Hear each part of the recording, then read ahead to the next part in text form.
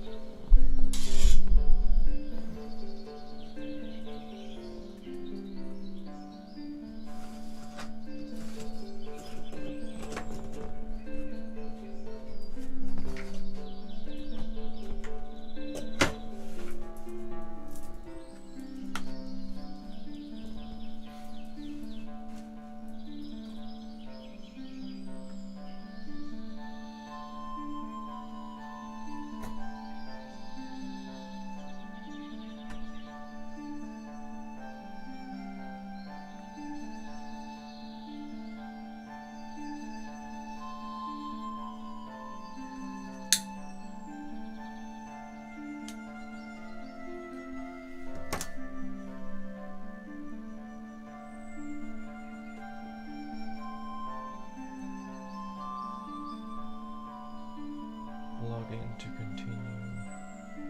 Oh, sometime today would be awesome.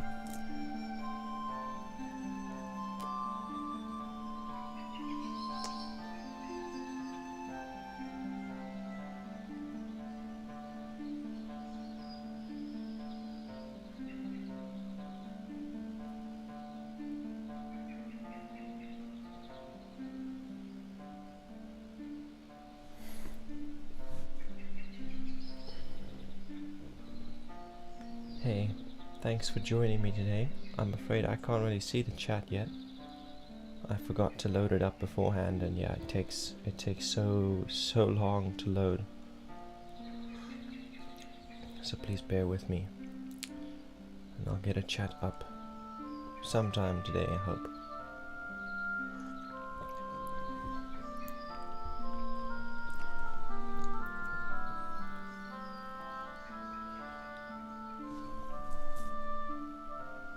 Looks like you're saying hey, but I can't really tell who it is. Okay, I've got a chat up, but the messages that have come through, I can't see them yet. Only messages that come through from now on I see.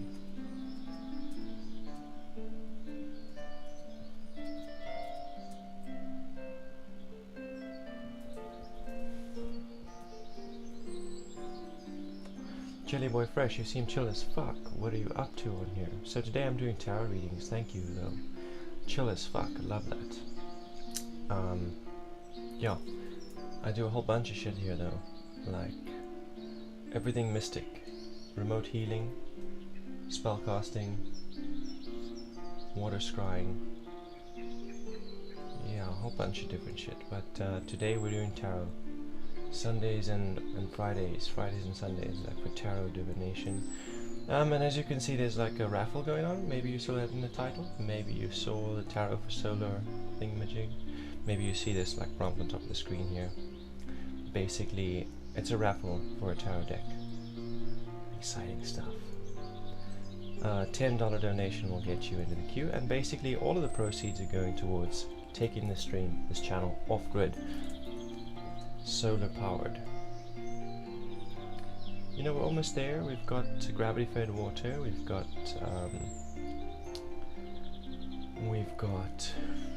gas geyser, gas stove, and we've got one solar panel and an 800 watt inverter. So basically we need a controller and a battery, and then we're off grid. And what is water crying? I said water scrying. Basically what I do is I take a bowl of black water and I seek visions in the surface of the water and interpret them like I would interpret a dream. It's a little bit of a deeper form of divination than tarot. It's like very psychic, like pure psychic divination.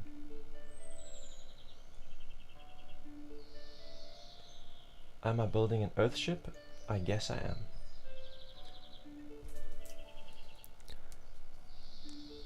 One day I'd like to take my Earthship into outer space too, you know, and like land it on other planets. That would be so dope.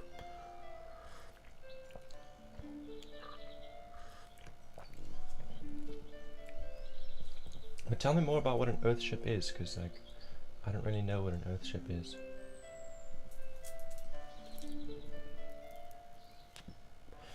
Ugh.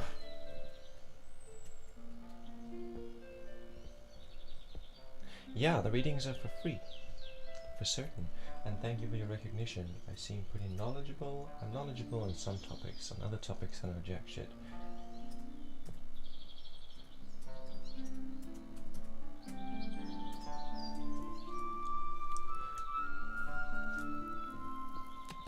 Please prove that you are human by selecting all the images with mountains or hills.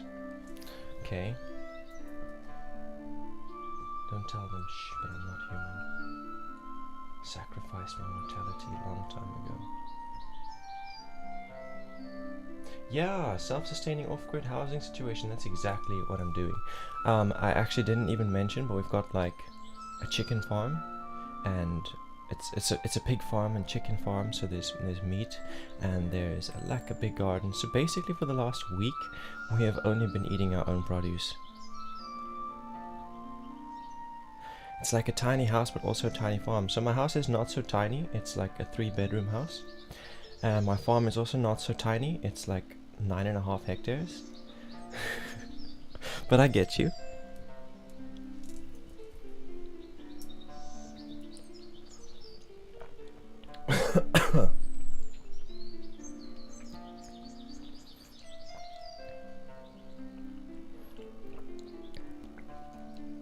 But yeah, basically as soon as I can stop using coal-based electricity, we'll be off-grid.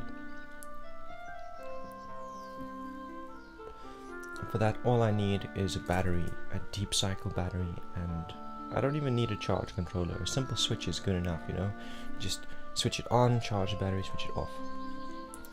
But it would be safer to have a controller that does that automatically, so I don't drain the battery completely, and I don't overcharge it accidentally.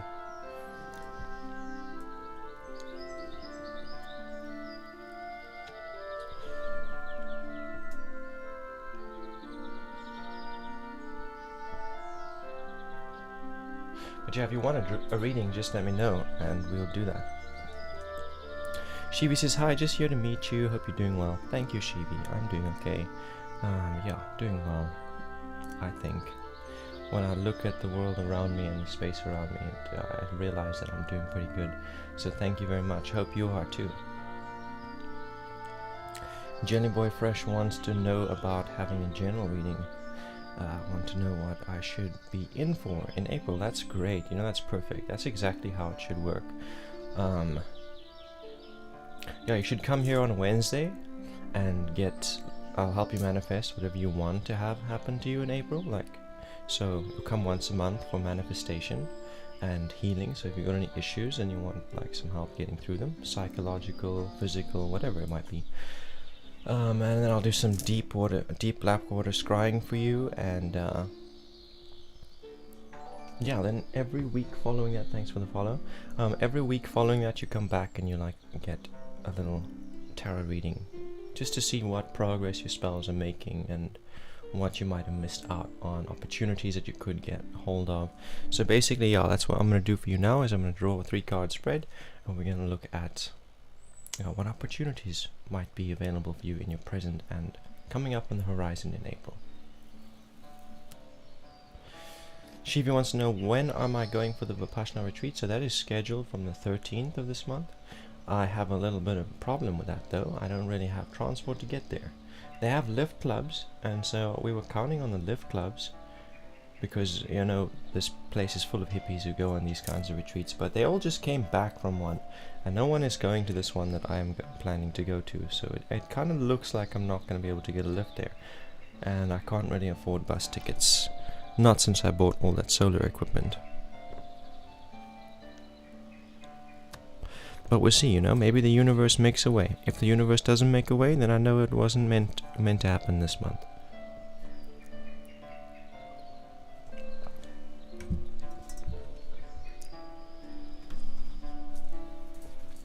Okay, reading for Jelly Boy.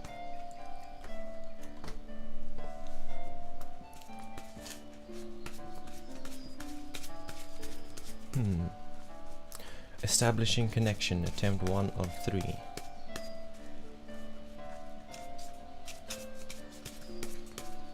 Establishing connection, attempt 2 of 3.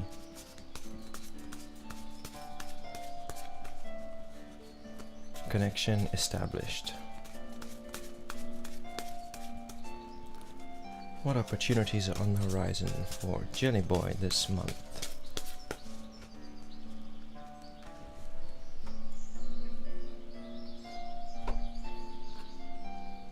Shivi wants to know, do I live far away from the city? I live it's like a 45-minute drive to the nearest town. There are little villages and settlements in between me and town that are like 10 k's away. More than that, like 20 k's, and then another 20 k's to the nearest town. It's quite a gap. Okay, so Fresh Boy, Boy Fresh, Jelly Boy, your first card here is the Star. She's in reverse. It's number 17. What this card is saying to me is that, like, recently you had your tower knocked down, like your identity was made unstable, wobbly. Someone said something or did something that, like, made you aware of the things that you've been believing that are not necessarily true, and so you decided that you're gonna have to make some changes there. You're gonna have to, like, re-examine your identity and make it more solid. Find solutions to these things. Yeah, you believe things about yourself that you were capable of that turned out and weren't true, and you're like, hey, I need to make a solution. I need to learn in that area. I need to do more research, or I need to find some other source, you know, apply another form of knowledge or another form of experience, something that is sound and true. So that's what you stepped into, and that's what you've been doing these last couple of months. March. It goes March, April. Yeah, in March. But now you've also been feeling a little bit overwhelmed by the changes that need to take place. Like, these solutions are big there. They require a lot of you. This is coming to a close now. Like, throughout March you dealt with that, and like now that April is beginning, all of that shit is behind you. In the present we've got 6 of discs for you. Okay, this is cool. So right now you are forming new connections and reaching out to old connections, like old relationships, people you used to know, people you had like a deep connection with, you know, not just random connections, people that really stood out to you, that you could really connect with. And yeah, making new connections like that. These people, these individuals, they have knowledge in certain areas, you know, they're fitter than you, they're more financially secure than you, or such and such, and so it kind of makes you feel a little bit daunted, a little bit intimidated, like, hey, I thought I was doing pretty well, but these guys are doing better. The truth is that you have knowledge and experience and aspects of your physical world that they don't have. So basically what's happening here in the present is you are learning to overcome your limitations through these relationships, through these connections, and these people that you're interacting with, they are also overcoming their limitations through their relationship with you. You guys are like sharing knowledge, sharing experience, sharing resources. Maybe you have let a housemate move in, and there's like some difficulty there because there's some aspects of them that make you feel intimidated. There's some aspects of you that make them feel intimidated, but there is a strong connection there, and because they have pieces of the puzzle you don't have, and you have pieces of the puzzle they don't have, you're both overcoming your limitations. So I don't know if that means specifically that you've moved in with someone, or if it's just to do with people in general, people on the internet. No, it's discs. It's definitely a physical connection. It's definitely close by. Yeah, not internet.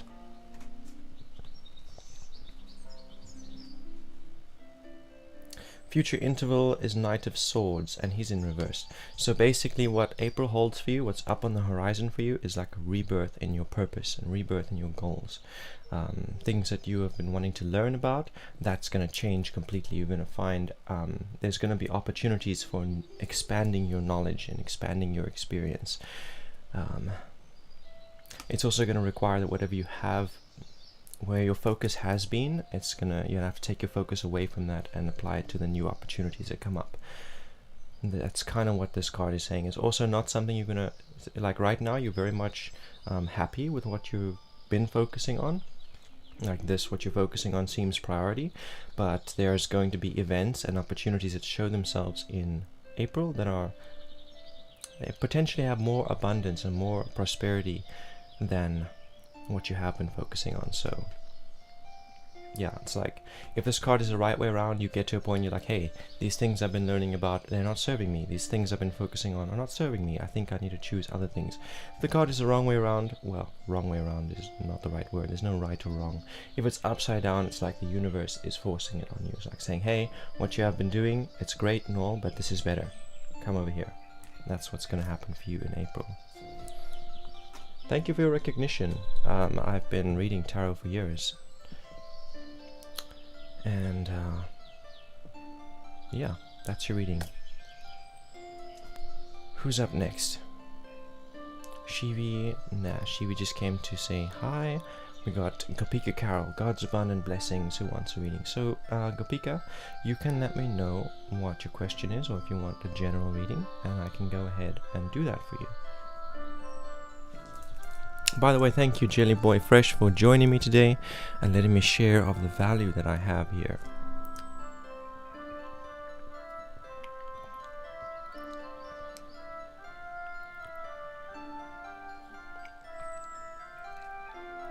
A little bit more about me. Tarot is not the only thing I've been doing. In fact, tarot is the most new out of all the things that I've been doing. And though it's been like 4 years since I started reading tarot, it's been like 9 or 10 years since I started practicing the occult and researching magic and learning about it. And I didn't really spend all of my time reading about magic. I read a few books, and then I took that information and started applying it, like practical experiments. Okay, they say if I do such and such and such, I will see X as a result. So give it a shot. Oh, it doesn't work. Maybe I try this. Oh, that works. Wow, amazing, mind blown. We will keep that in our paradigm. We'll keep that up our sleeve like an ace. So yeah, through trial and error, mostly. That's where my experience and my knowledge comes from. Hey, calming vibes, welcome and blessings to you as well. Thank you for joining me. How am I doing? I look around me and I realize that I'm doing pretty well. So thank you very much for asking, and I hope the same applies to you.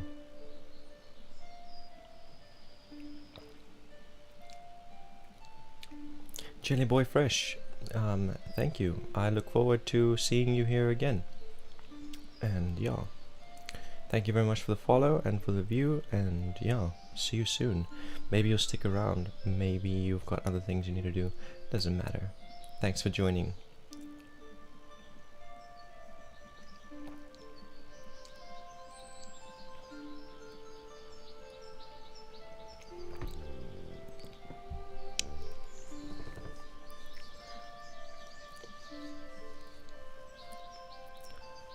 So I'm waiting for Gopika Carol to give me like a question so that I can do a reading for her, or let me know if she just wants general reading, or he, not really sure about the gender there. Excuse me if I've been misgendering you, Gopika. I always thought you were a woman.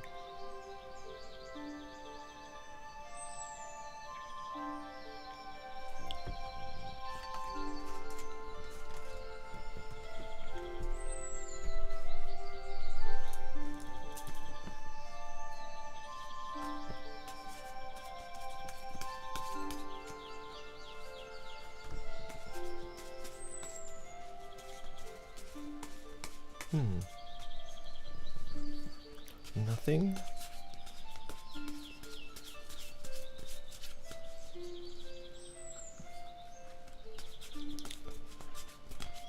Okay. I feel like while I wait, I'm gonna like browse social media or something.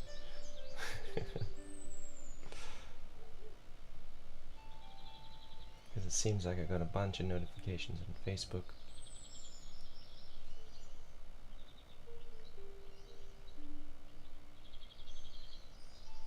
That was a lie. Got one notification.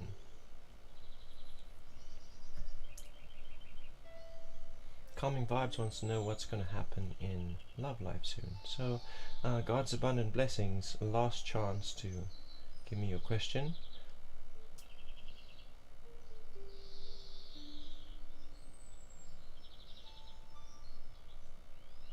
What's going on with the wall behind me? Oh, you want to know what is that on the wall behind me? Okay, cool. So this is like a calendar. It is the wheel of the year. It's basically got all the Sabbaths on it and the zodiac, and yeah.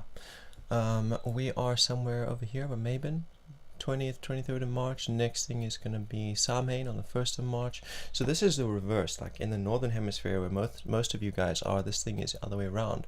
Over here I've got Litha in the summer on the 25th of December. You guys would have Yule over there, winter solstice.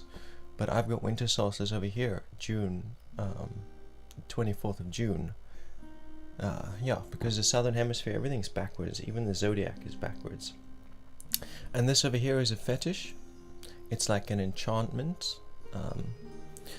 It is designed to cure. It's designed to give resistance to toxins and poisons and venoms and shit. So I was attacked by a beehive, and that's why I made this thing. Yeah, I was just strolling here near the beehives, and they all decided, hey, today they're gonna fuck me up, because today I'm not wearing my bee suit.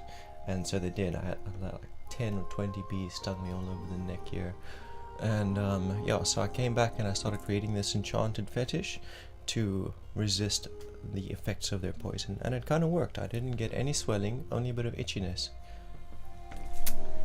And since then, yeah, I haven't had any issues with bees or anything else that's toxic, really.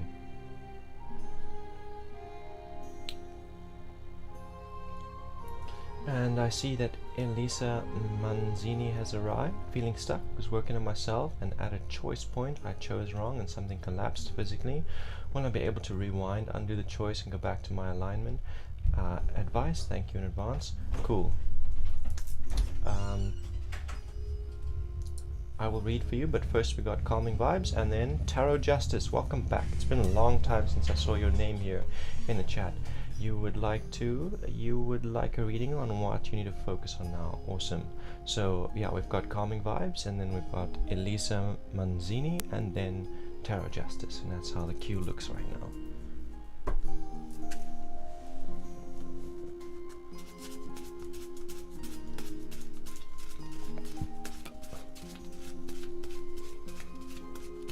Okay.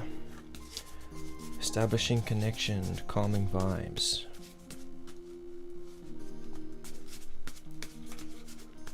Connection established. What is up with calming vibes, love life?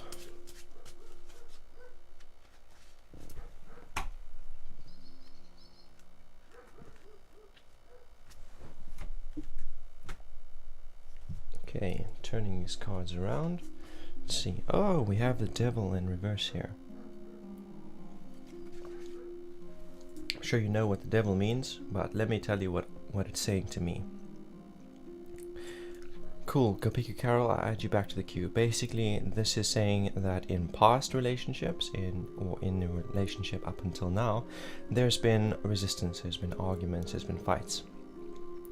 You know, this card is number 15, and when you add 1 to 5, it makes 6, when 6 is the lover's card. So the devil is as much about relationships as it is about strife and adversity. It's usually talking about strife and adversity within relationships, whether those relationships be romantic or otherwise. But since you're talking about love life, it's definitely to do with romance and past relationships. So when the card is the right way around, it's like just disagreements. Like you have difference of opinions, small incompatibilities, and you guys just live and let live. You're like, hey, okay, I acknowledge your perspective, but I'm not going to change what I'm doing or what I believe. I will continue in my direction. And they're like, okay, cool, I'll live and let live, and I'll just continue on in my direction. When the card is reversed, it's like one or both parties are not able to accept that the other one has a difference of opinion or there's an incompatibility, and they try and force the other one to change. They try and belittle them or make them seem small, trying to convince them constantly that they are right and the other is wrong. So that's kind of what your past relationships have been. Yeah, it's saying that that's the energy that's been there. When there have been disagreements or differences of opinion, it's been like warfare. Instead of just like agreeing to disagree, it's like try and convince and belittle until they agree.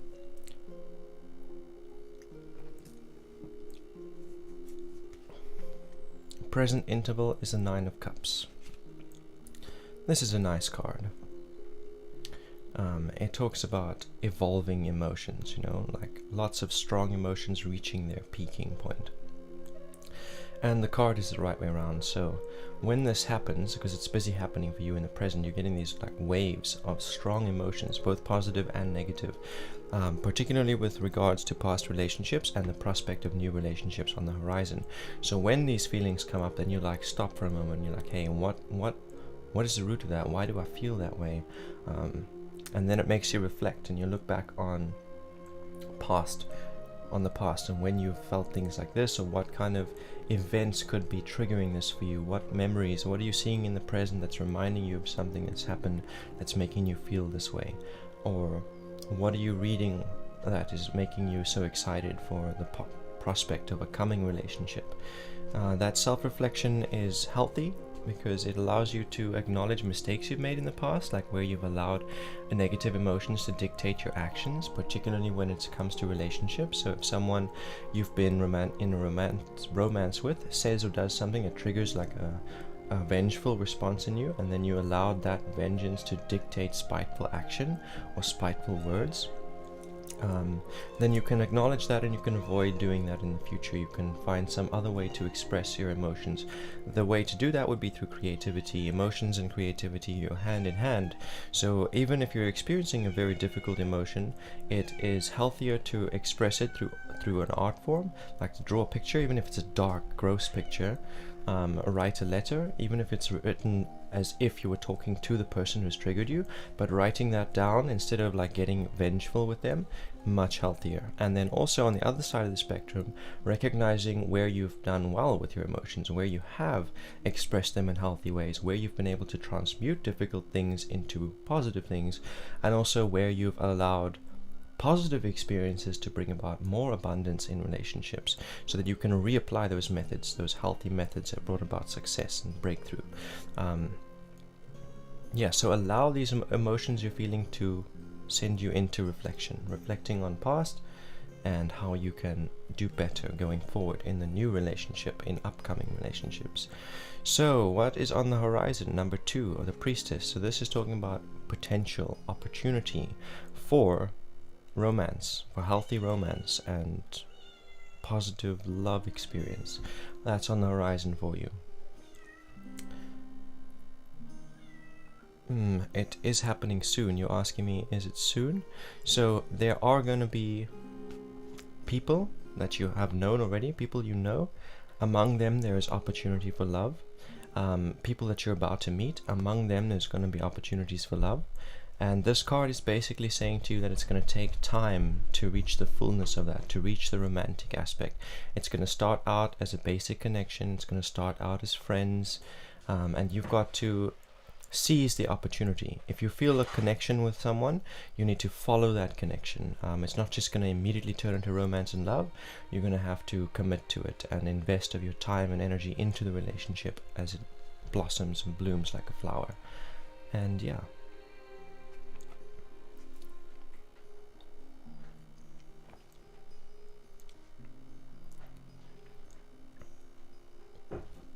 Really scared of this devil card repeating itself. Yeah, I can imagine.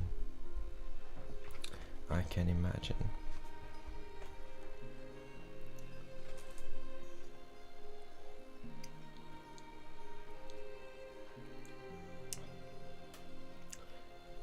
But yeah, in order to find that happiness and that love that you're looking for, you're just gonna have to have patience, because the opportunities and the potential are all there. Thank you so much, by the way, for that follow. The opportunities are all there, but it's not just going to happen. It's going to start out as friends. It's going to be like, the relationship will be like a seed, and it has to grow, and you have to water it and invest your time into it before it's going to reach that fullness and that romance that you're looking for.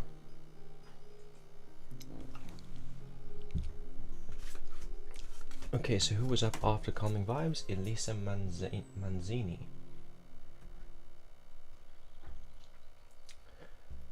Elisa Manzini up next. Okay. You wanted to know about this choice that you made. Okay. Sela, pausing to contemplate the magnitude of what you've said.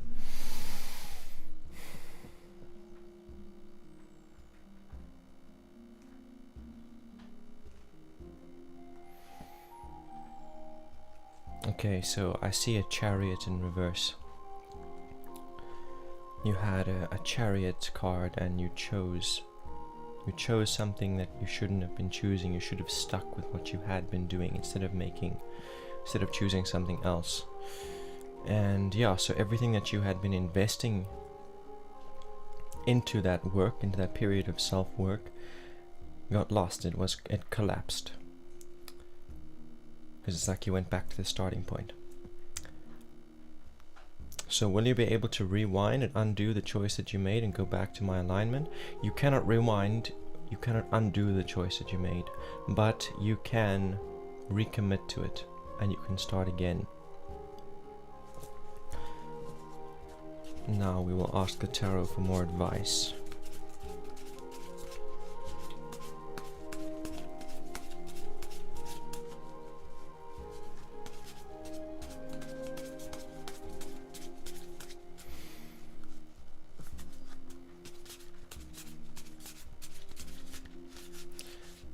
What can Elisa be doing to regain alignment? How can she identify her true desires and apply her will towards them, becoming her ideal self? I just want to make a little note. Your ideal self is not dependent on your physical state of being. If you are moving towards becoming your ideal self, your physical being will start to change in positive ways and healthy ways. If you are moving away from your ideal self, your physical being will start to change in unhealthy, detrimental ways. But the state of your physical being does not decide whether or not you're going to be able to connect with your ideal self. It does not decide if you are close to your ideal self. There are people who are fit as fuck, who are far away from their ideal selves, and there are people who have been far away from their ideal selves and they're unhealthy, but they are now closer than ever before. They still appear to be unhealthy, but their spirit is so much healthier, and in time their physical body will catch up. So, your first card, Princess of Discs. Ooh. So this Princess of Discs, it's talking about a lack of sexual boundaries. It's talking about really detrimental, painful sexual experiences that are just recently behind you, not so long ago. It's also talking about more than just sexual disappointment. It's also talking about like not being able to work together with this person in question, all these people. Like you were trying to be co-creative. You know, creative energy and sexual energy are identical. So you were trying to be creative with these people, with this person. You were trying to be sexually intimate with this person, but it was all painful. It was all unhealthy and detrimental. They were not able to be flexible with you, and you were not able to be flexible with them. Like they had certain ideas on what's priority and what's essential, and you had conflicting ideas, and neither of you was prepared to compromise for the other. And the disappointment and the bad experiences on the sexual side in the bedroom, that came out of lack of communication, like you or them not speaking about their dissatisfactions, not speaking about your boundaries and the things that you're not comfortable with in the bedroom. And so, yeah, therefore, because the boundaries are not being placed, they keep getting crossed. You're not communicating them. Neither of you were. But this is in the past, and something is coming to a close. It is this collapse that you're talking about. It is this wrong choice that led to a collapse in the physical world. But it is behind you now. The thing has already collapsed. It's over. That's closing. In the present, we've got a Two of Cups. So this is saying that there is the potential, there is the opportunity for all those things that you had before the collapse. You just got to recommit to it. This card in the right way around is saying that you've identified the opportunities, you've identified the potential, you can see a means to get there, and you are doing it, and you're committing to the work. But the card is reversed. It's like you're aware that the potential is there, you want it, you can see it, but you don't know how to get there, and you're also not all that prepared to commit because You know, you feel hopeless about it, like it's not really possible. This card wants to say to you that it is possible. What you had before is possible, but you can't you can't rewind, you can't undo. You have to start over. You have to recommit yourself to it from where you are. Fortune, success, breakthrough, those things are a choice. Even if the universe takes you all the way back to point A, so you've been moving slowly from point A to point B, and then the universe puts you back at point A. Now, the only way that that can be misfortune is if you blame the environment and you blame the world around you and other people around you for your backtracking. If you can stop for a moment and say, okay, what was my part to play in this backtracking? Then you've learned. If you can acknowledge your part to play in both your progress, how you made it there, and then what you did that helped you to go backwards, that caused you to go backwards, then you can avoid making that mistake in the future, and you can reapply those methods to move forward, to find breakthrough, and you can move faster than you did the first time. So even though you ended up back at point A, you've still learned. You're still in a better position than you were last time you committed to this. And that's what this card wants to say to you. Future interval is the Hanged Man. So this card is saying to you that the only way you're going to find breakthrough, the only way you're going to come out of this period of being stuck, is to engage your creativity and express yourself creatively. Whether that be singing, art, writing, dancing, whatever you do that's creative, whatever your creative potential is, even if it's cooking, you know, cooking is very fucking creative.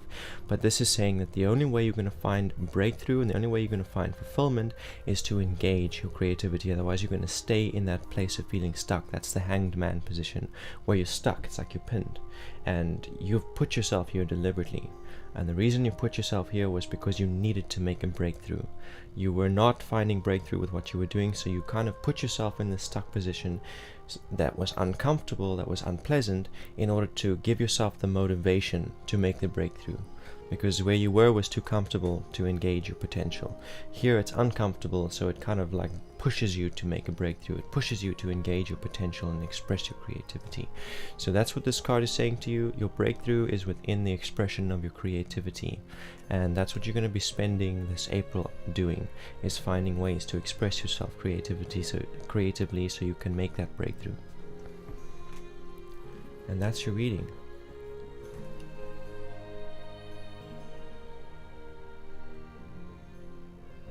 Tarot Justice. Oh, you're a chef. That's fucking amazing. So you are pretty creative. Engage your creativity there in that cooking area. Push yourself, you know? Like, when you have limited ingredients, that's when your creativity really shines. If I've got, like for me personally, if I've got all the ingredients I would like, then I'd make lazy meals. Things that I know how to make. If I limit my ingredients, or if I'm running short on my budget and I only have things that are growing in the garden or whatever, then I have to get really creative on how I'm going to make a delicious meal out of these ingredients.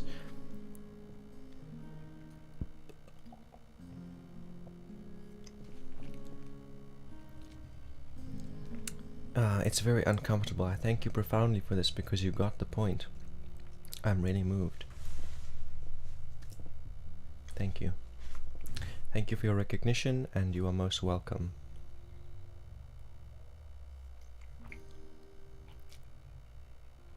Hey Tweety, welcome back. And Angelite, welcome. Yes guys, you can most definitely get readings. You may definitely ask questions. Just please go ahead and do so, and I'll get to you. You guys will be in the queue. I got you. Tarot Justice is next in the queue.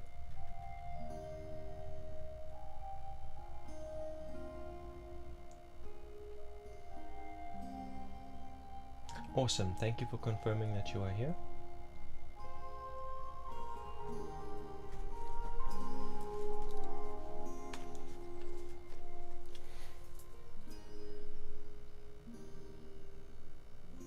Thinking with or without emotions, which is more powerful? So, you should not allow your emotions to decide how you're going to think. It should not decide your trains of thought. Like if you're feeling angry and then you allow your mind to entertain vengeful resentful thoughts. That's not very healthy, that's not very powerful. Emotions are power. So it's not healthy to disregard emotions either. That's not power either. So give me a sec, Tweety. I'm gonna put a link here for you. You can check that link out. It's a link to a tarot card that I drew, and it's got a neat little oracle that will answer your question.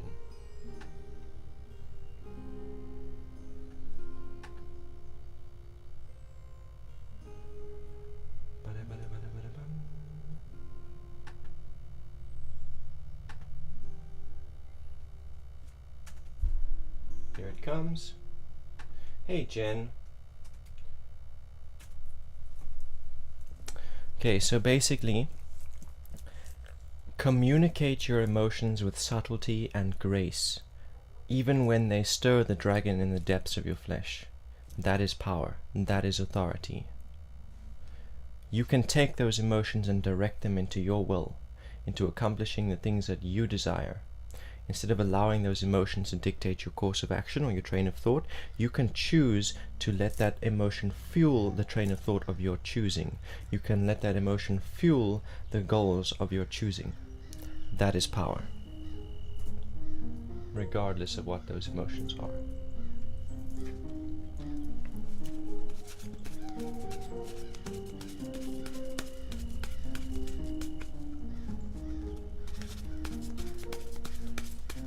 Establishing connection to Tarot Justice, attempt 1 of 3.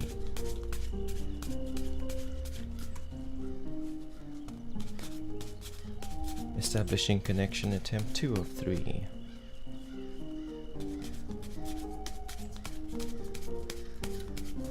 Connection established.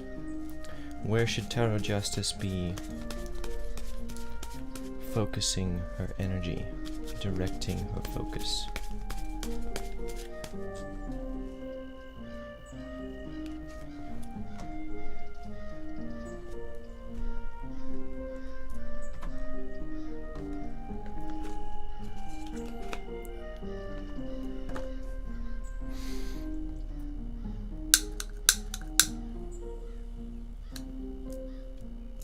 Thanks for popping in to say hi, Jen. Much appreciated.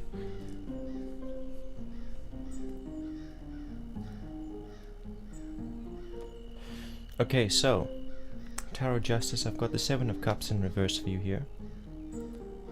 So this card, it is talking to me about you distracting yourself from your emotions. There are a lot of variables at play here. Now this is a card that's closing. It's what has led you into the present, where you're asking me where should you be dedicating your focus, because there have been decisions that have to be made, there have been triggers, there have been events that are bringing up all kinds of emotional experiences for you, and it's been overwhelming. So you have, instead of facing those emotions and finding their roots and dedicating your energy into creative expression, you have been distracting yourself through consumption, smoking, drinking, eating, binge watching series, maybe playing video games, distracting yourself from the emotional experience, anything except to deal with the things that you're feeling. And this is now coming to a close. It's not like you've been filling your cup so long that the pleasure is turning sour. You're no longer, it's like watching series is starting to feel like work. Eating sweets or chocolate cake or whatever it is, it's like you've eaten so much of it, it's boring. It doesn't even excite you anymore. So now it's like you can't distract yourself anymore. And that's what has brought you to the present. So in the present we got a 3 of Swords.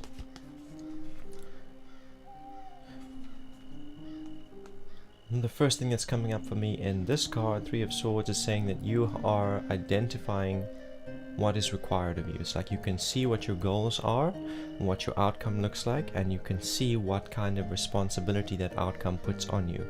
And that's making you feel hopeful, like you can actually accomplish it.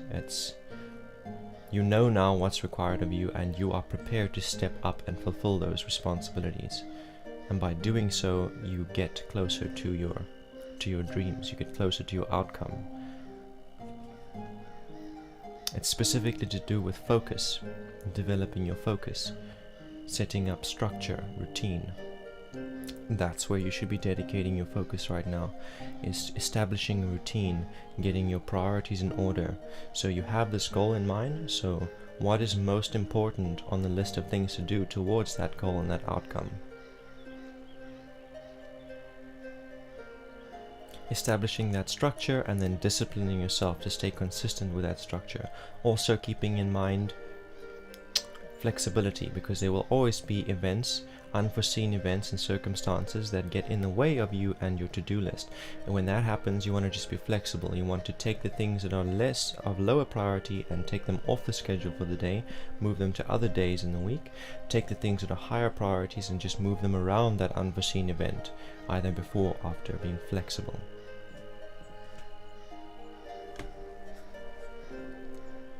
Well, what do you know? Future interval card is saying the exact same thing. It's the Four of Swords. So I was basically taking 3, where you become aware of what's required of you, and then setting discipline and structure. So here we go. 4 of Swords is exactly that. It is about the discipline and the structure and the focus and consistency within that routine and flexibility within that routine. What more is it saying to me? Okay, it's also talking about distracting variables, like shadow aspects of yourself that come up. So here's an example. Let's say I sit down at my desktop and I'm like, okay, I'm going to write an article now. But then I see, oh, I've got like 3 notifications on Facebook. And so I decide, before I write, I'm going to check that out. And then I end up on this long rabbit hole talking to people on the internet instead of writing. So then what this is saying to you is, if you found something like that, if you found that there's an aspect of yourself that's distractible or gets in the way of you accomplishing your goals or fulfilling your routine, you need to just find some way to work around it. Like, I'll notice that, hey, okay, so I got distracted by Facebook. I'm not going to use this machine. I'm going to use a different one. Instead of using my desktop where all of my social media is, I'm going to use a laptop, and I'm going to remove everything from that laptop except the tools that I need in order to write. You get what I'm saying? Removing the distracting variables, removing the things that you know you succumb to, that act as temptations for you. So yeah, that's where you should be dedicating your focus, to setting a routine for yourself, for disciplining yourself within that routine, and identifying what are your distractions, what are your temptations, and minimalizing them. And you're welcome.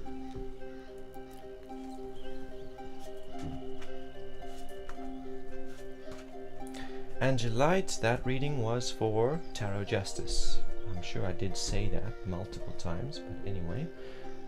Who's next?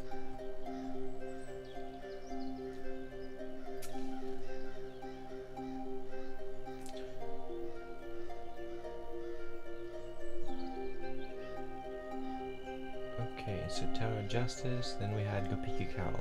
So, God's abundant blessings. Who are you still here? Because you're up next.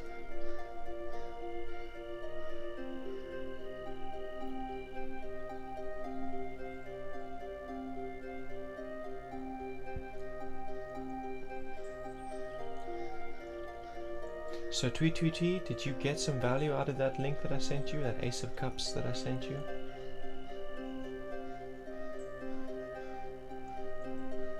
Welcome, Emily Bells. Thank you for joining us. And Grin Barrett, welcome. And Grin Barrett says, I love the vibe in your art. Amazing, thank you. Have you checked out the other things on my page, on my DeviantArt? Because most of my art is up there. There are a few pieces that are not, but those are works I'm planning to create an ad with them. So yeah, that's the reason I haven't uploaded. Amazing, thank you. Thank you for checking me out, and yeah, for coming to give me some feedback.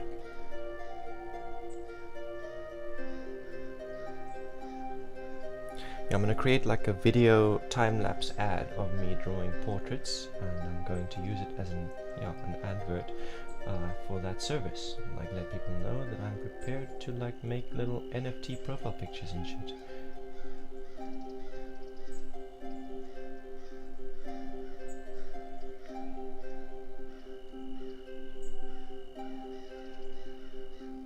Okay, so God's abundant blessing seems to have left the chat once again. in that case, we've got Angelite next up.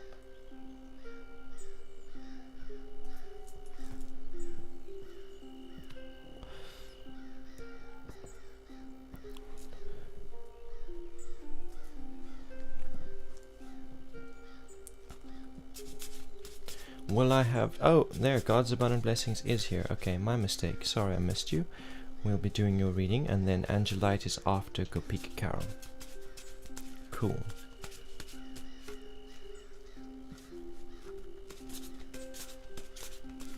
So, what was your question, Gopika? What was your question? And what's coming for Angela in Angelite in the love life?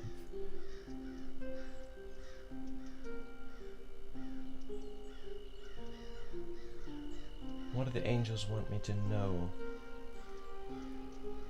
that I should do to get out of my present situation?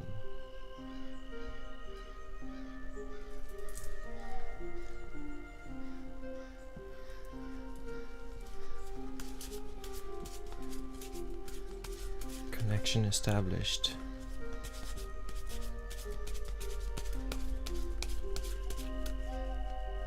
What do the spirits in heaven want God's abundant blessings to know? What action do they recommend to her?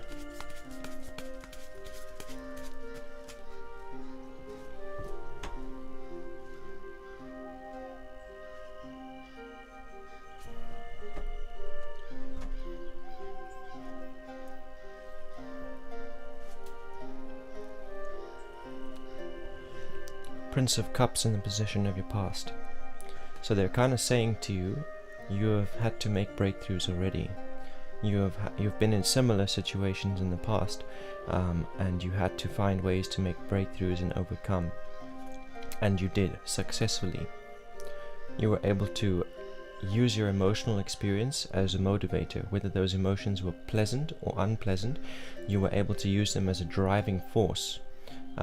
You identified what you needed to do to make progress, and then you allowed those emotional experiences to motivate you and push you to that experience, and you expressed those emotions through creativity. Whether that creativity looked like cooking or drawing or whatever it was, it doesn't have to be a traditional art form. It could have been something as simple as writing an email, but you found a way to express the emotions through creativity, and that brought you towards a breakthrough. So they want you to look back on past experiences that are similar to what you're going through right now in your present, because therein lies your key. You've done this before, so you have the tools at your disposal in order to make the breakthrough that you're looking for. In the present, we got number 16. Okay, it's the Tower. Basically, this card is saying that whatever you've been doing in the present, it's more than what you thought you were capable of. You thought you had more potential than you do. You thought you were capable of more than you are. You believed in certain things, certain practices that turned out, they didn't serve you. They turned out to be of no use, insecure. And this has made your identity a little bit wobbly and unstable, like not really knowing who you are, or what aspects of yourselves are true, or what aspects of your beliefs are reliable. And that's okay. Identify them, like all the things that you've relied on or that you believe that are not working for you. Identify them and just let them go. Accept that they are things you've believed, and there's new information in the present that tells you they're not true, so it's time to let them go and start adapting new beliefs, start applying new methods. Through trial and error, you will discover what is true about yourself. And I can also tell you some things that I know that are true about you. You are productive, and you are accepting, and you are graceful and precise. You have endurance. You are also loving and empathic. You are honest and you are tactful. You know what to say and when to say it. You are discerning. You're able to tell if someone is being toxic or behaving badly. Even if they're justifying themselves, you can see through it. You are also connected. You don't wallow yourself in self-pity. You always look to the horizon and what you can do to make breakthroughs. Like even now, you're coming here to find out what you can do. You're consulting with the angels to find out what you can do to move forward. You never stay in that place of self-pity. So these things I know are true about you, and you can found your identity on those things because they are solid. Future interval is the Lovers reversed. It's number 6. So this is what you can do. This is how you can get out of your present situation. It's like a hack that you can use. Relationship, and that doesn't mean romance. It's saying that you can overcome your limitations and evolve past them, evolve into a new state of being, expand your paradigm by interacting with the other people that you have a heart connection with. Whether that's romance or friendship or family, it doesn't matter.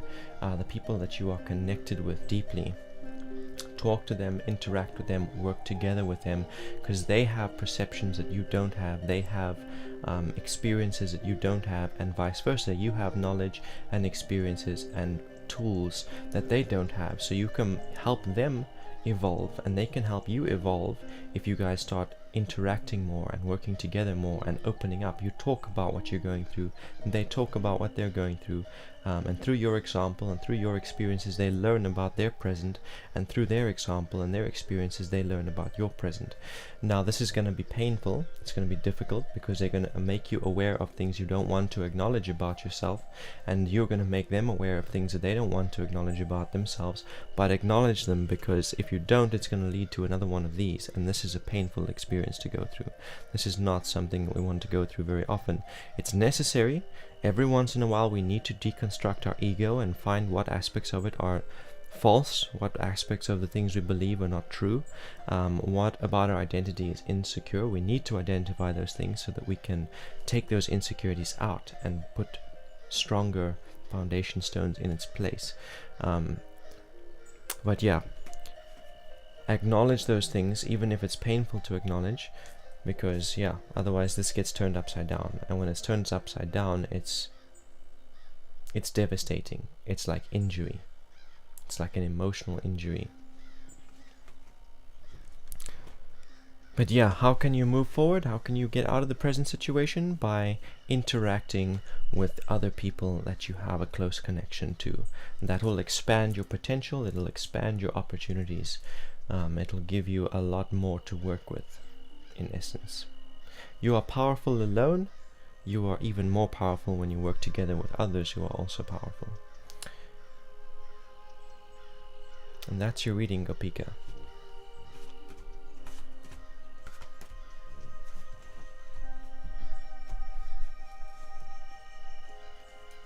Next up is Angelite. What's coming next for your love life in April?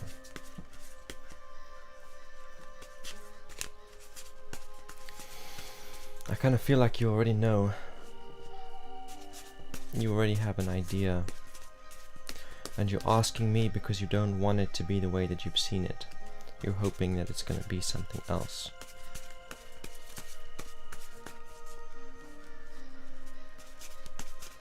There are certain actions you've taken, certain things you've said. Your heart is closed a bit towards certain people. And you know what kind of effect this is going to have, what kind of result it's going to have, but you're hoping for something else. Gopika Carol says, thank you so much. Much gratitude for your kind words. You are welcome, and thank you.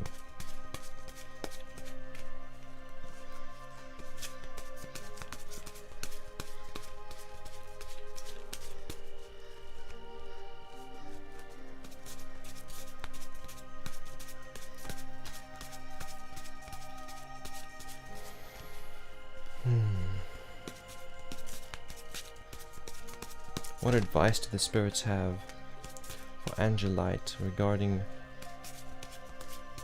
possible love life events this month? So this wild card jumped out of the deck. It's the 10 of discs. This card is saying that whatever you've sown, you will reap. Whatever intentions you have set out, whatever work you have been delivering, whatever investments of yourself, of your time and your energy that you've been putting out into your love life and into your relationships, you will reap it. If you've had selfish, self-serving intentions, you will reap selfish, self-serving intentions from those people that you've been interacting with, those people in your love life. If you have been sowing selfless, constructive, healthy intentions and efforts, you are going to receive the same in turn from those people.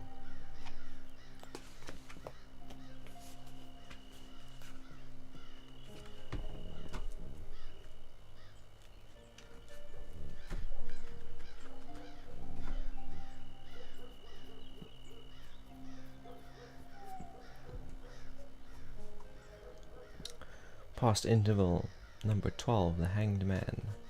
He's in reverse.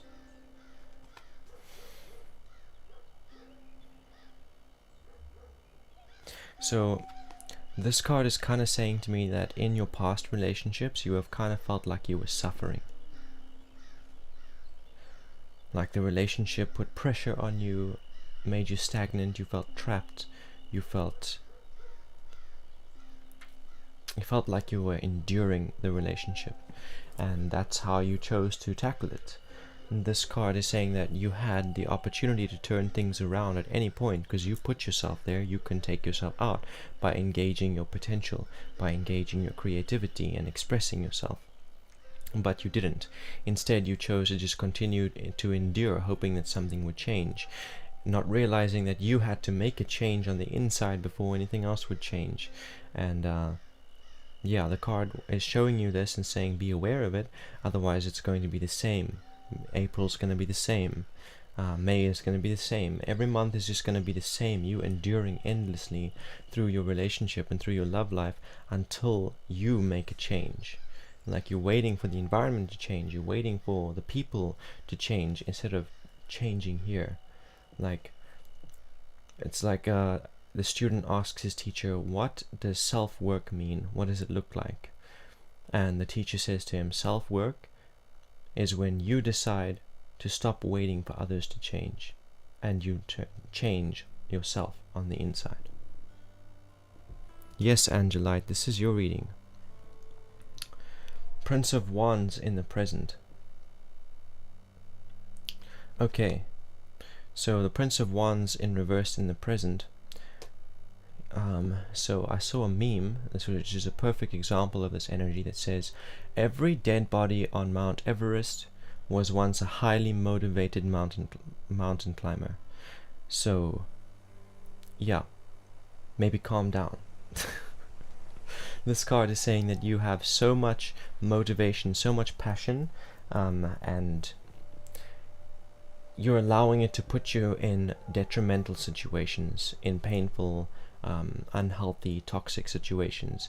There's so much passion towards your outcome. You have this desire, and you're so passionate about this desire to be loved and to love, but you're so motivated about it that you allow it to put you in situations that are actually detrimental to you.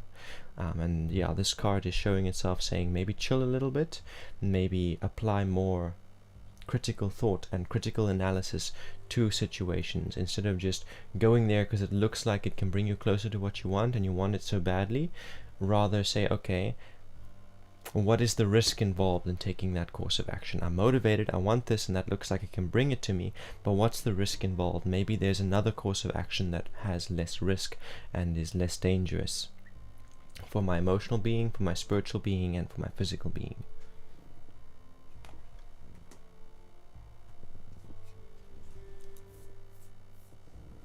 What does self-work look like to you, Angelite? Because these cards here are not talking to me about self-work at all. These cards here are talking about waiting for others to do self-work, waiting for others to change. Queen of Swords in reverse is your future card.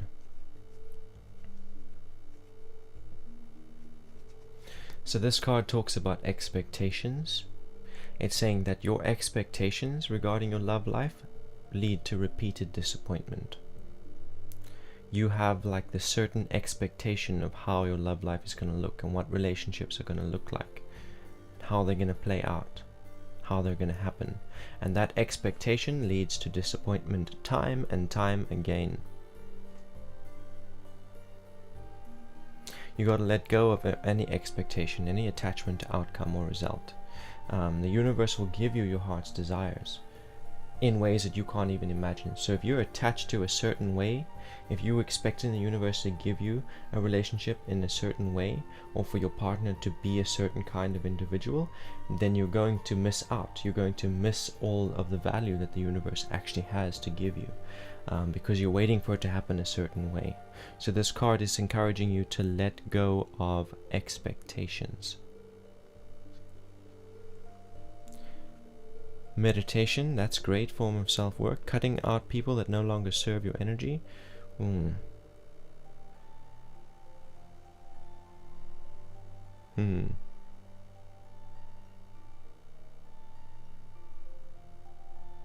don't know what to say about that one.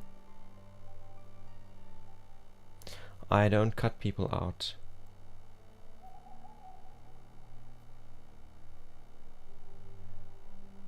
I will cut connections.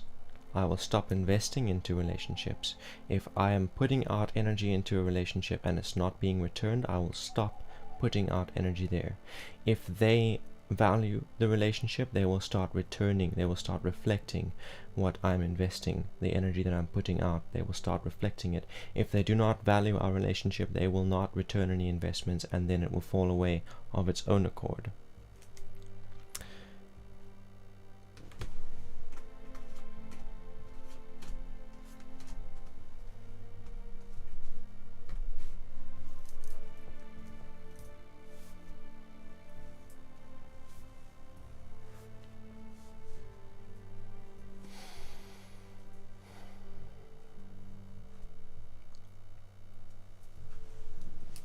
And people who cross boundaries, people who come into your space looking for things from you, looking to take from you, take from your energy, take from your abundance, take from your prosperity without giving in return, those people you just need to establish boundaries with.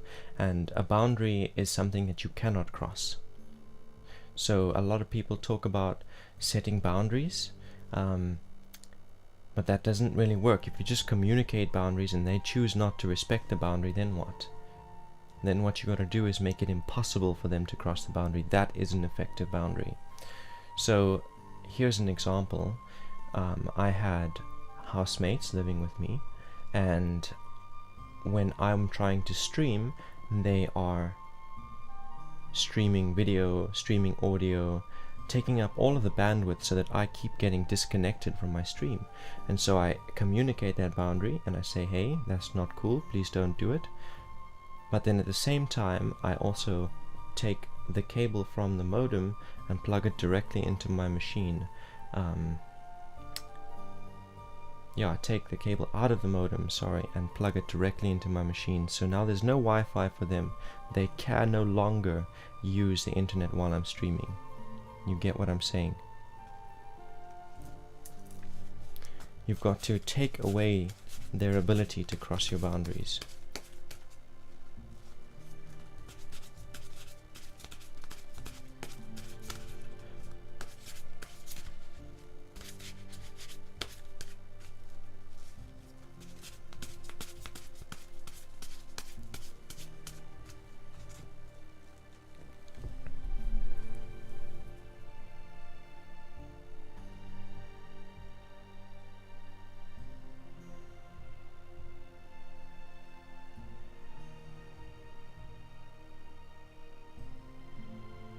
Having a look to see if there was anybody else in the queue. Nope, no one else in the queue. So anyone who would like a reading, you're welcome to ask. Angelita, you say you lost trust in people. Yeah, that happens. If you've been trusting people and they've been betraying you, that happens. So here's a little bit of advice, a little bit of wisdom. It is wise not to trust people you don't know. If you know someone, then you can discern if they are trustworthy or if they are not. If you get to know someone, you will get to know if they are a gossip or if they are a snitch. And if you see that, if they're coming to you and snitching to you about what other people are doing or gossiping about what other people are doing, then you can tell that they are not trustworthy, and anything you tell them, they will snitch on you and they will gossip about you. If you get to know someone and you discover that they are integrous, that they don't talk, they don't blab their mouth. If they say they're going to do something, it gets done. If you ask something of them, they are reliable. Those people you can trust. And the people that you don't know, yeah, it's wise not to trust them. But if you don't trust people you don't know, you will never find people who are trustworthy. So in those cases, you give them small things. You tell them something small, something insignificant, and you see how they take that information and what they do with it. And that is how you get to know if they are trustworthy or not. Grin Barrett would like a reading, of course. Do you have a question, or shall I just read generally for you?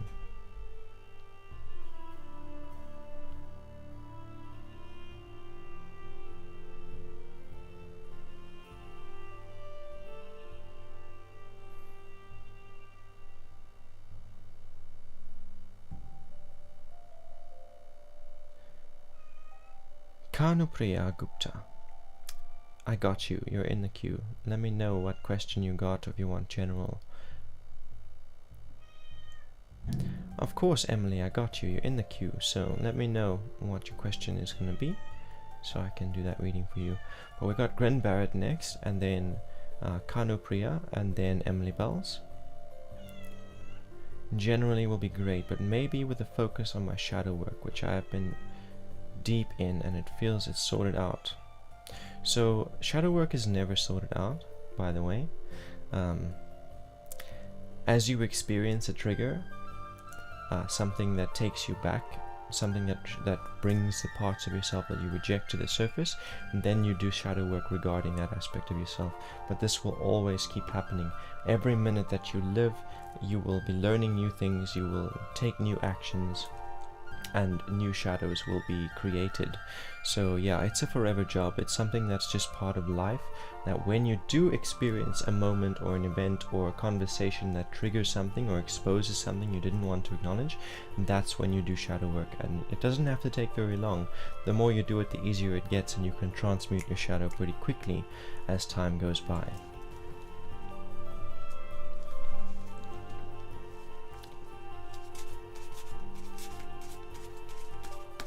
Like, here's an example.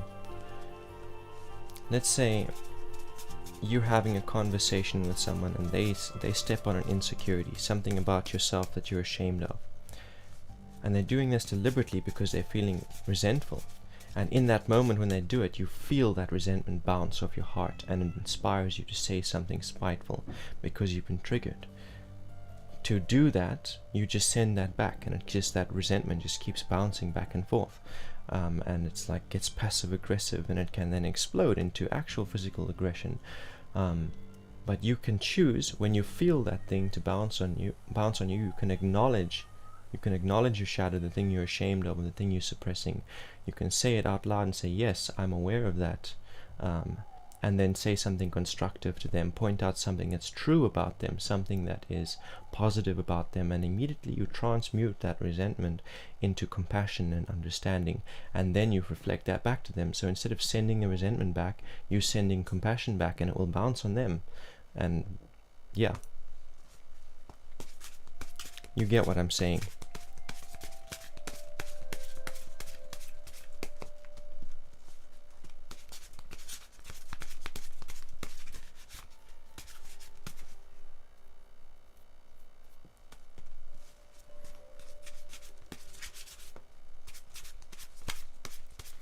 Okay. What general advice do the spirits have for Grin Barrett regarding the shadow?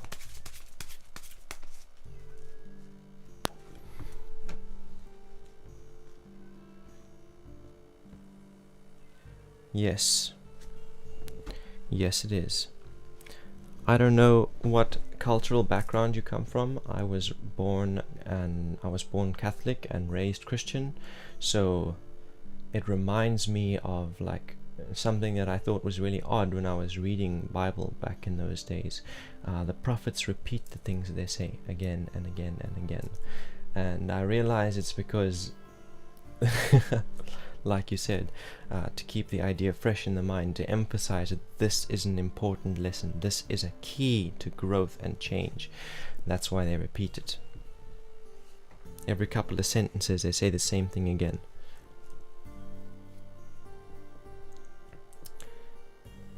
Ten of Cups in the position of your past.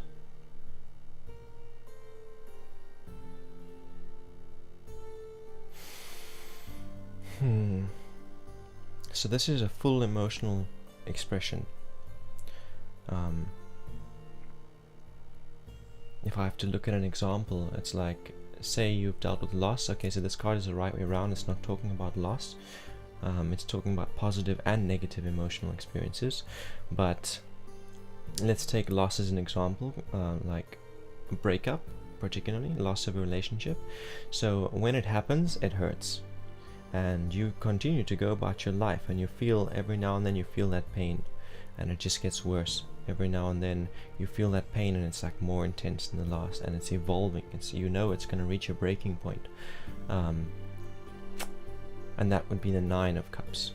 The Nine of Cups is that evolving experience. Like every time that you interact, you feel that thing is evolving, it's getting stronger, and it's going to reach a point where you can no longer contain it, and it's going to express itself. And then stepping into the Ten of Cups is where it is at its fullness and it's being expressed. Whether that's a healthy expression or an unhealthy expression, this is talking about healthy expression. If it was a difficult emotion, you were expressing it creatively in song, in writing, in prayer. If it's a difficult emotion, once again, expressing it, like yelling out loud, crying, screaming. That emotion is at its peak and it's being expressed, and only through that expression, when you get to that peak and you allow it to break out, only through that do you find satiety or peace. That's where the resolution comes from. So in my example of the loss of a relationship, when my wife left and took my daughter with her, and that's just when I experienced that Nine of Cups reversed. I felt that pain growing and growing and growing, and about a month after they left, it reached its breaking point, and that looked like me cowering under the table, sobbing and screaming and crying out to the universe, like, why, what, how? And it was only through that destitution, and when it started to subside, it was only after that that I started to feel satiated. I started to feel more peaceful and more accepting of my situation and the events that had taken place. Until then, that like well up of emotional pain, it was creating side effects in my life. It was like impeding my daily life and daily progress.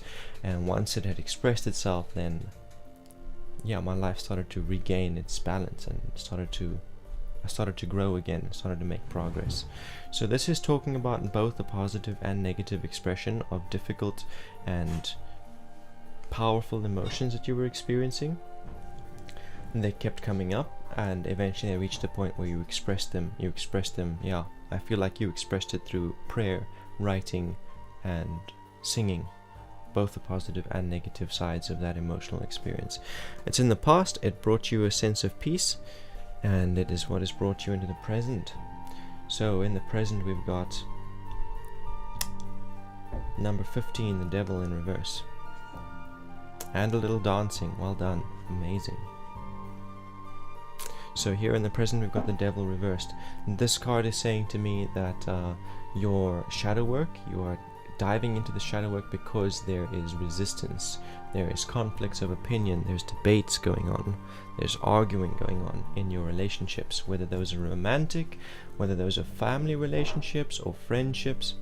It's talking about like disagreements in relationships, people having conflicting beliefs, conflicting opinions. And this card is reversed. If it's the right way around, it's like it's a healthy debate where people just expressing their perspectives and then agreeing to disagree. Like, okay, I see your point, but it's not going to change what I believe, and I don't expect what I'm believing to change what you're believing. We can just continue in our own directions. But this card is reversed, which means that when there's disagreement, when the debates get heated, and then insecurities like insults get hurled, people start pointing out each other's insecurities and pressing on them, trying to collapse the tower. And this is what has turned you inwards, because it's made you aware of insecurities in yourself. It's made you aware of parts of yourself that you've been suppressing. It's made you aware of things that you've been believing that might not be true. So yeah, that's what has turned you inwards and made you start looking at these shadows and their roots and trying to integrate them Sounds like you and yourself. Interesting. Hey Jasmine, I'm doing okay. I'm doing well. How are you doing? Future interval card for you, Barrett, is the Queen of Swords in reverse. So this card is talking to me again about expectations, like you're expecting the shadow work to have a certain outcome, have a certain impact on your life, and it will have an impact on your life. It is changing who you are, it's evolving you, it's securing your identity, but it doesn't look the way you're expecting it to look. It's not gonna look the way you're expecting it to look. It's not gonna have the effects that you're expecting it to have. So instead of those expectations, you should be more open to experiencing the results, like an experiment. When you do an experiment, you have an idea of what outcome it's going to have, but you're mostly just curious. It's like, okay, I want to see what results it's going to have. I'm not sure on the outcome, so I'm doing the experiment to see what it does.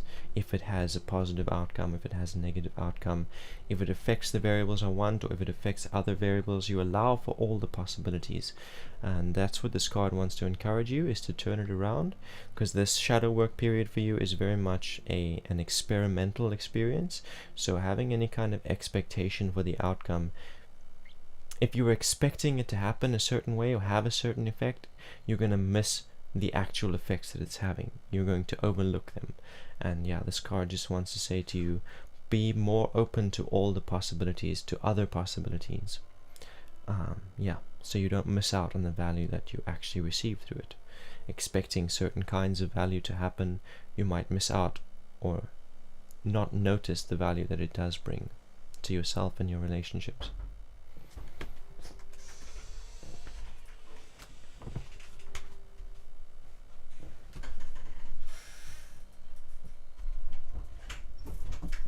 Hey Jock, is David here?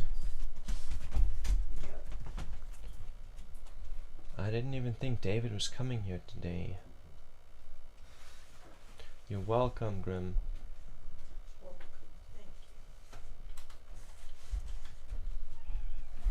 Did you bring offerings, David?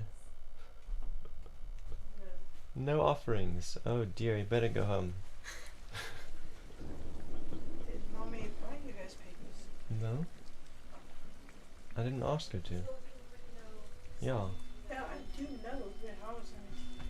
I don't know, maybe you can take a walk with Owen to the shop. I have no money. Oh, I see. And Owen couldn't give you $10 for refilling his lighter. Never asked them.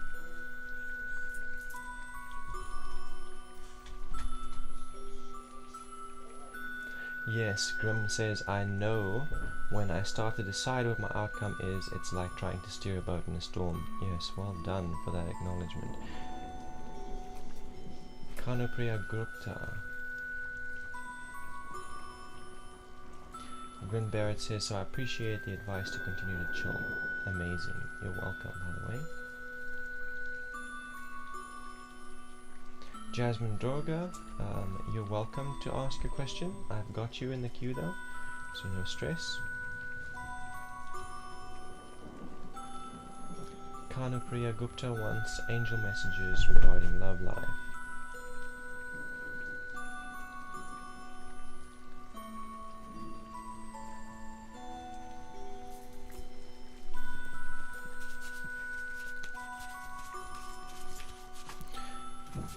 Okay, so I want to take a moment to tell you guys what's going on here. Like in the title you saw, it's a tarot for solar raffle.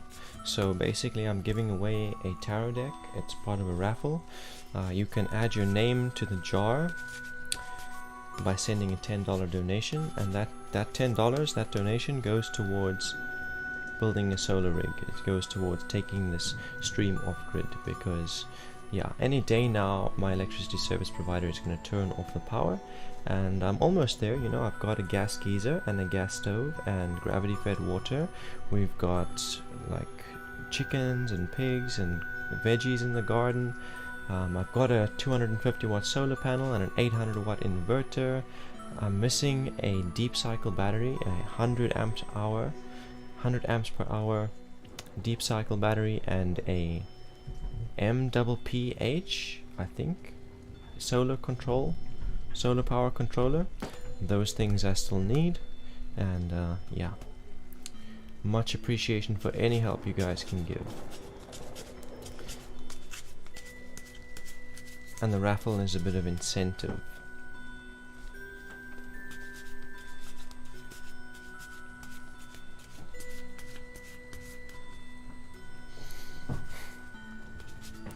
You can also send a tip to demonstrate appreciation for the readings you receive. That's also allowed. But yeah, if you want to be in the raffle, that's a $10 donation. We've only got one name in that jar so far, as you can see. Vic. Vic is in the jar. Okay. Angel messages, establishing connection to Kanupriya.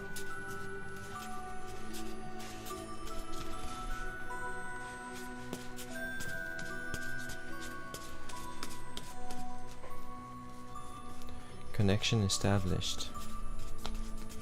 What do the spirits in heaven have to say regarding Kanupriya's love life?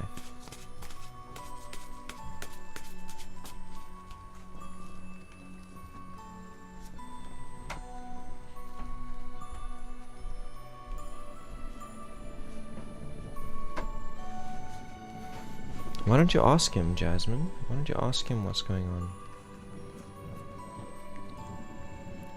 Maybe you have. Okay, so these two cards fell out of the deck here. 5 of Discs and Princess of Cups.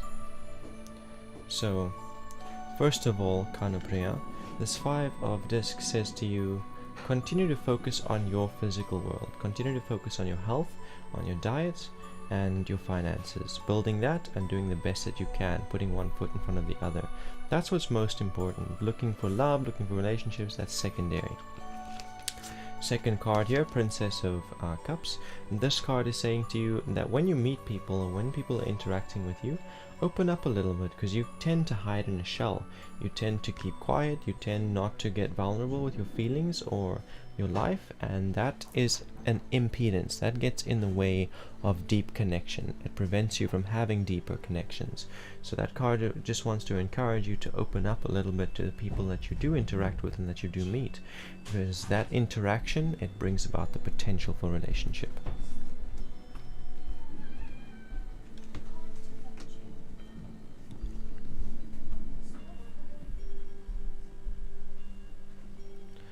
Three of Discs in reversed, Kanupriya, as your first card. So this card is telling me that you have been feeling hopeless. Hopeless about physical intimacy, about ever having a romantic, intimate relationship. Hopelessness about your finances as well. Feeling like you're never going to have the security that you're looking for or that you're hoping for. And yeah, it lets you feel a little bit depressed. It made you a little bit stagnant, where you like stayed in bed or neglected your responsibilities and your requirements because you felt like they were too big for you. But this card is only showing up to remind you that it's not true, that what you desire from life, you can accomplish. Anything you can visualize, you can manifest. But that is coming to a close. It's coming to a close. I'm going to iterate that. That hopelessness is coming to a close. In the present, we've got an Ace of Discs. So this card is, once again, it's going on to that Princess of Cups that I just read. It's saying communicate. Communicate what it is that you want out of a physical relationship. What are your sexual boundaries? What kind of life do you want to create for yourself? What are you doing towards your physical security? Because, like, I'm personally not really interested in a relationship with someone who doesn't have any intentions regarding their physical world. If they don't have any, like, ambitions towards their career, if they don't have any ambitions towards their health and their fitness, it's a big turn off for me. If they are not able to talk about their sexual boundaries and their desires, also big turn off for me. I need to see all of those things because I'm going to put those things on the table. I'm very ambitious, and I put my boundaries down clearly. I don't let anybody cross my boundaries. So I want to see that reflected in my potential partner. So this card is saying to you, go ahead and talk. Go ahead and talk about yourself, your ambitions, your hopes, your dreams, your boundaries. Talk about that with the people that you meet, because you're going to find people that reflect it. And you're going to find people who want to support you and help you accomplish what you hope to accomplish.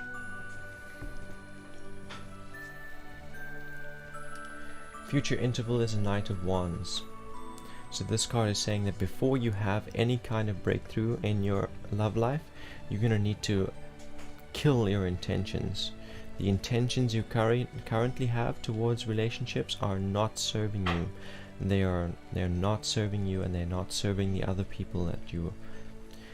It's like, well, the reason you want a relationship is in order to secure yourself financially. You don't want to do that for yourself, you want someone else to do it for you. The reason you want a relationship is so that the partner can fill your cup. You don't want to fill someone else's cup, you don't want to fill your own cup, and that is unhealthy, that's toxic. Before you're going to find healthy, balanced relationship, you're going to need to rebirth those intentions completely. Everything that you've intended, everything that you've desired needs to die, and you need to give birth to new intentions, new reasons for why you want a relationship. Until you can do that and go through that rebirth, you're not going to see that love life. But this card is also reversed, so it's saying to me that the universe is not going to give you a choice. You know, so you don't really have to try and rebirth your intentions. The universe is going to slay them for you and give you new intentions and new desires.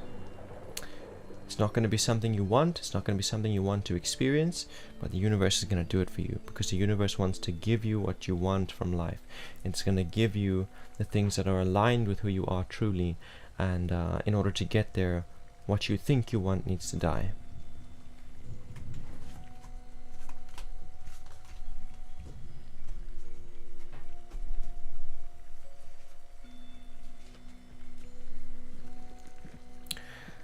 Maybe a little bit triggering, maybe a little bit hard to hear, but you know, probably what you needed to hear.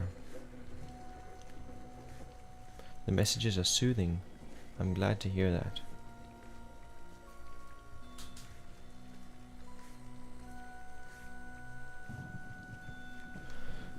So, Emily Bells was up next. It resonates. I'm glad to hear that, Connor.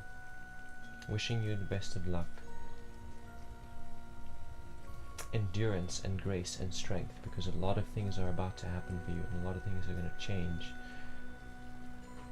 General reading for Emily Bells. Cool.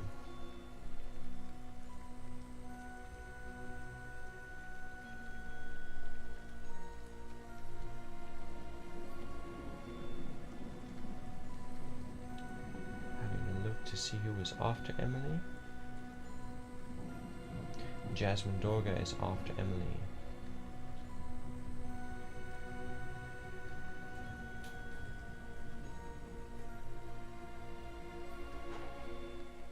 And that's the end of my queue, basically.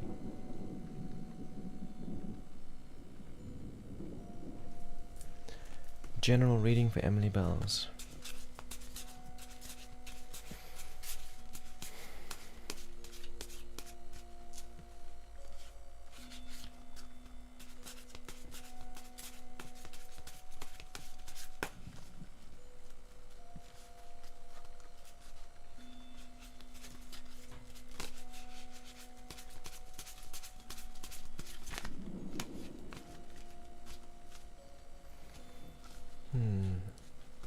Establishing connection.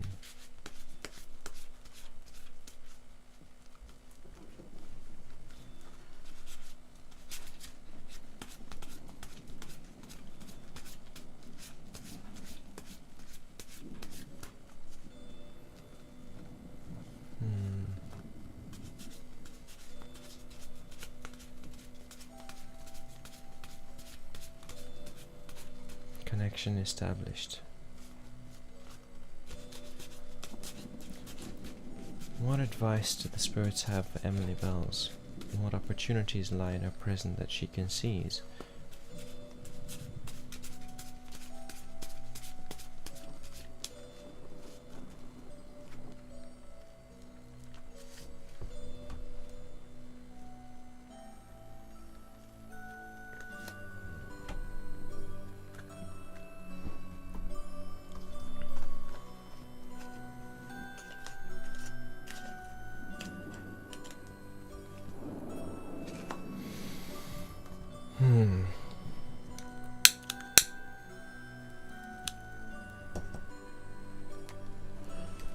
Let's turn these cards over now. So I've got an 8 of Cups for you. This is very interesting. This is like a pat on the back. It's the 8 of Cups. It's saying to you that there have been certain people in your life and certain systems, jobs, activities that drained you emotionally. Neediness, distractions, things that were taking of your emotional energy, leaving certain cups empty, only filling other cups. And you identify that this was happening, and you realize that some changes needed to happen and some boundaries needed to be set, and you consciously did that. You set those boundaries, you made those changes, and you restored balance. So it's recognition, and wants to say well done, kudos for that. Very healthy, very brave.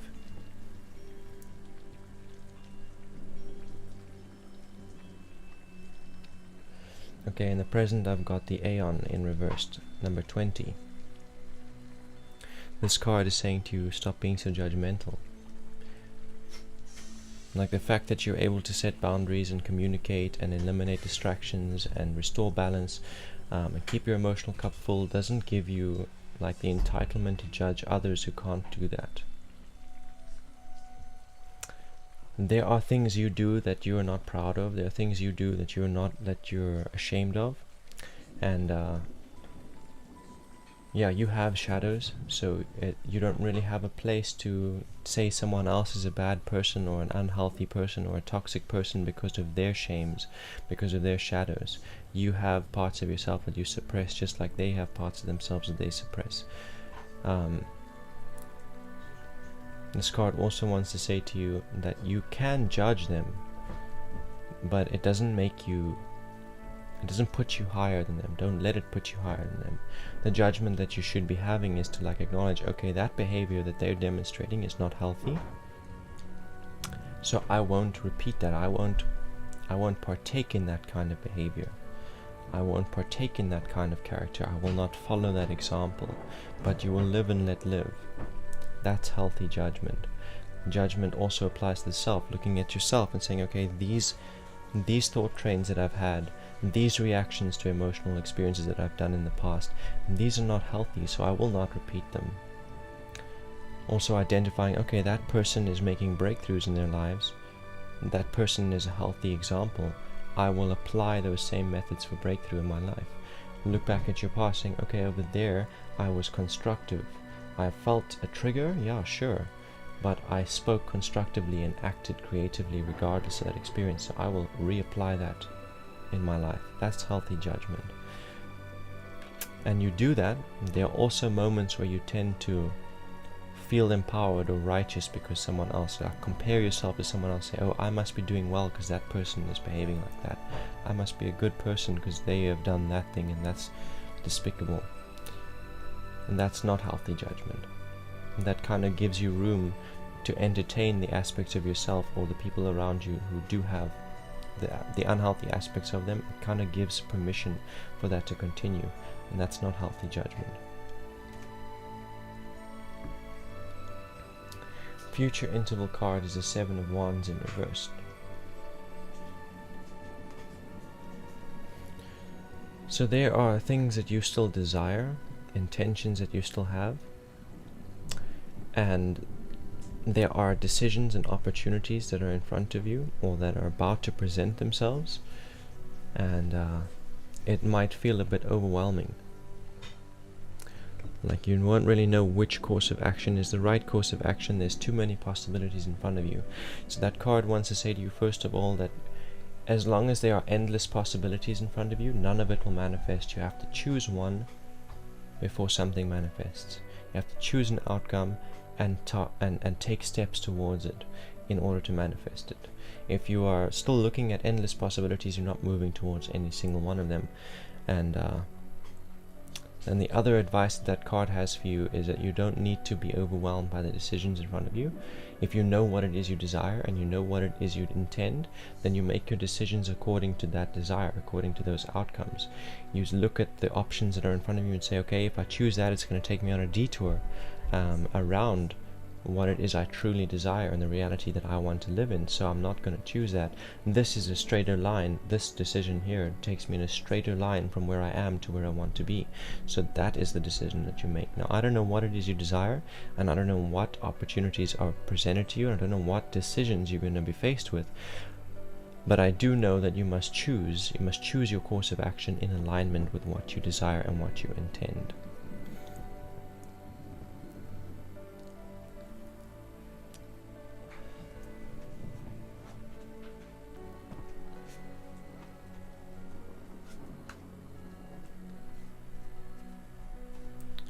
Sasha Non, please like and subscribe to receive a reading. Bingo, thank you. Well done. You can get a reading, of course.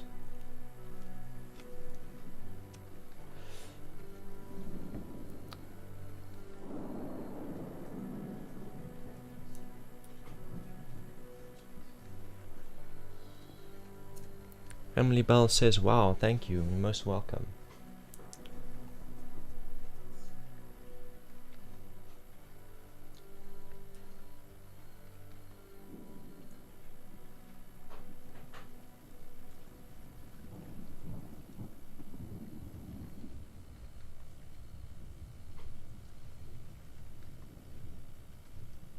Jasmine Dorga is up next. Why is Vishal acting so weirdly? Cool. So I see you said that you have asked him about it and he is reluctant to answer. So the truth is that he doesn't quite understand what he's going through.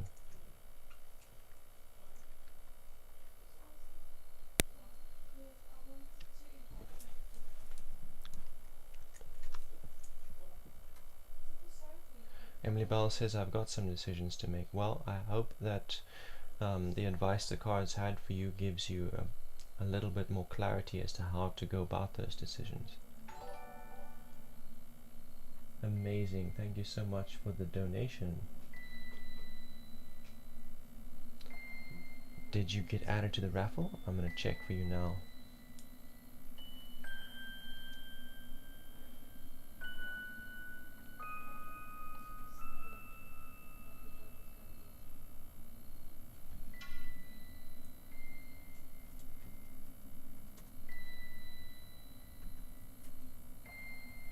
Yep, we've got you in the queue. So this name doesn't really give me any kind of hint as to who sent the donation, so please let me know. Urges 8.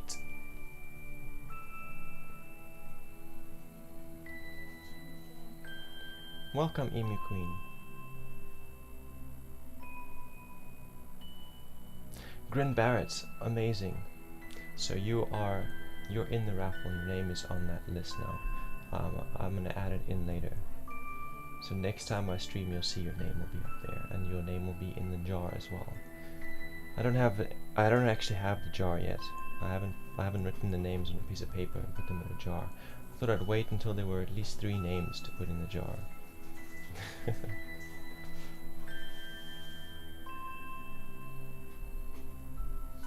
So once I announce the winner, which will be on the 21st of June, then I will contact the winner and get shipping information so I know where to send your tarot deck.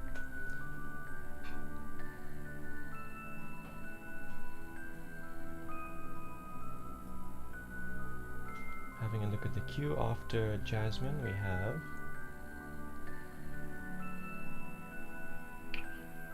have Sasha. No, we have Emu Queen, and then we have Shashanon. Following that, we have. That's it. So it's Jasmine, Emu Queen, and Shasha. Thank you very much, by the way, Grin Barrett, and yeah, see you around. Have a great day yourself. My day is actually ending now.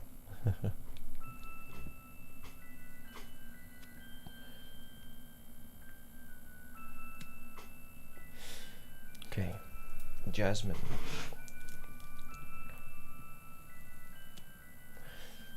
Yeah, we're gonna have a look and see what's going on for him. But yeah, he doesn't really understand it himself. He doesn't really understand why he's feeling the things that he's feeling, or what's actually going on.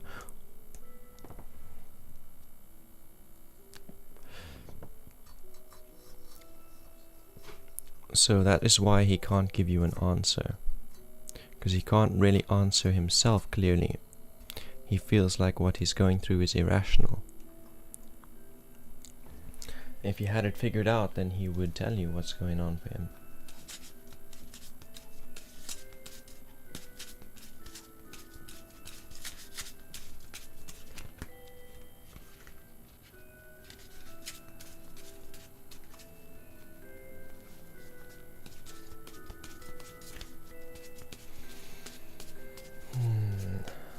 Connecting to Vishal, connecting to Jasmine.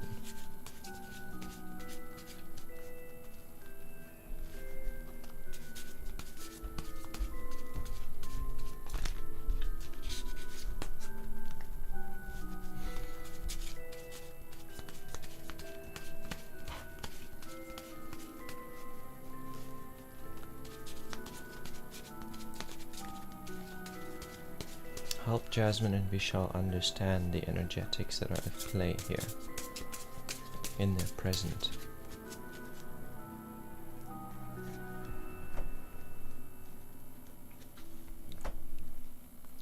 We'll see what the tarot has to say, Jasmine.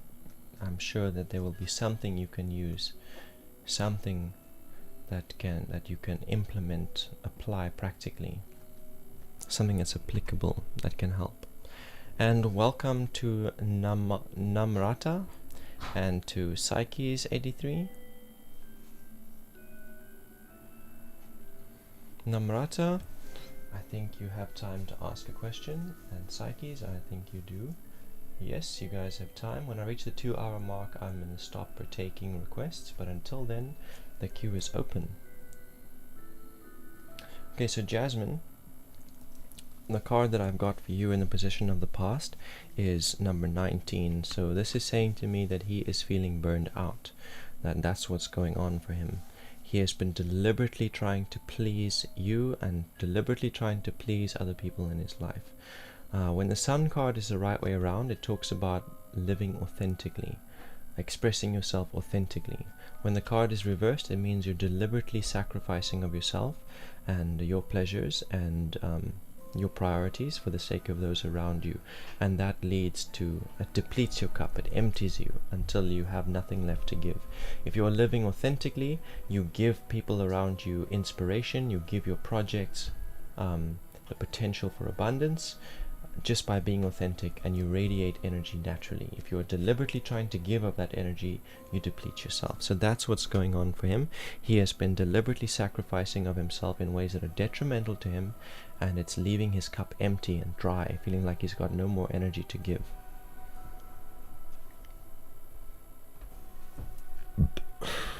He doesn't know how to deal with that. In the present, we've got a 7 of Cups, and he doesn't really know how to deal with that.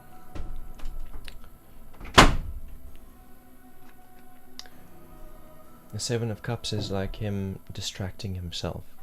So he is playing video games, or he's spending time scrolling through social media, or he is indulging in luxuries like takeouts and nice foods, coffee, basically anything to distract him from the difficulties that he's facing because of all the sacrifice, all the self-sacrifice that's hurting him. yeah, that's what's going on in his present. That's why he is acting so weird, because he doesn't know how to turn this around. He doesn't know how to keep his cup full and still keep everyone around him happy. Future interval is the Ace of Discs reversed. So what he's going to try and do to get himself out of this is start some kind of financial project or some kind of artistic project, or maybe an exercise routine. But this card is saying to him that that's not what he needs to do to face it. Like, he feels dissatisfied. He feels like something needs to change before he can relax, before he can rest, before he can start being authentic. But that thing that he needs to change, it's not a priority. He's going to be setting motion, giving motion to something, starting to manifest something that isn't actually going to help him. But he needs to do it. He needs to go through it in order to learn that that's not the way to go about things, that that's not actually the solution to his problem. So give him space to try and figure this out for himself, basically, is what this card is saying. He's about to take action to see what he can do to bring himself out of the Seven of Cups, to bring himself to turn his Sun card around. But it's not going to be the solution that he needs, but he needs to go through it. He needs to try it out to find out that that's not the solution. Because he knows, inside he knows that he needs to face these feelings. He needs to find their root. He needs to set his boundaries and start existing authentically, but he wants to find another solution to that. He wants to, and he needs to learn for himself. He needs to realize for himself that there is no other solution except to turn around and face the issue. You can help him out by giving him space to figure this out. Don't pressure him to come right. Don't pressure him to make a breakthrough. Give him space to figure it out.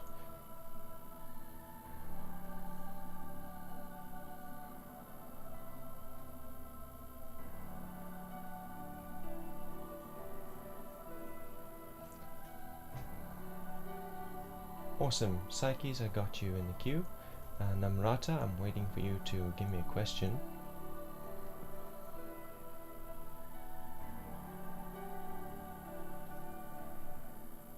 After Jasmine, we have Emily Bells.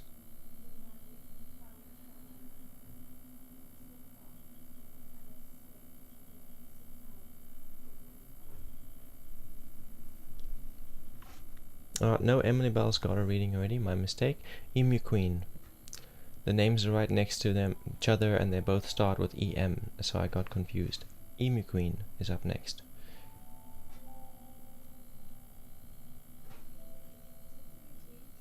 So, Emu Queen, please confirm that you're still here. I see that you did ask a question. What is Soul currently feeling towards me?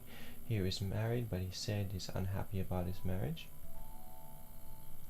So I don't really like that question, Emu. I don't like what you're trying to do there. I'm trying to pry into a married man's thoughts and feelings. Don't like it very much.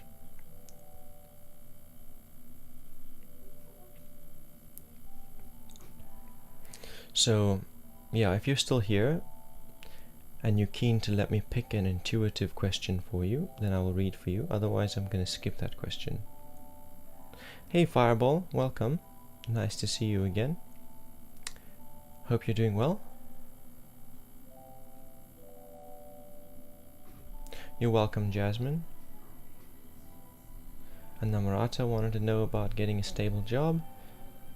Okay, so we're going to give Emu a few seconds to confirm if she is still interested in a reading.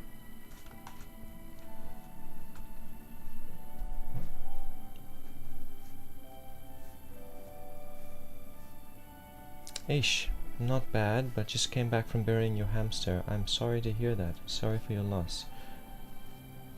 Hey. Yeah.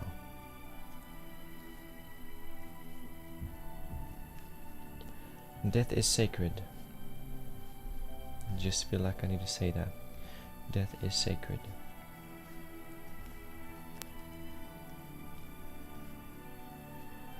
Okay, moving on. We got Namrata up next, I believe. Just want to confirm that. No, we don't have Namrata up next. We have Shashanon up next.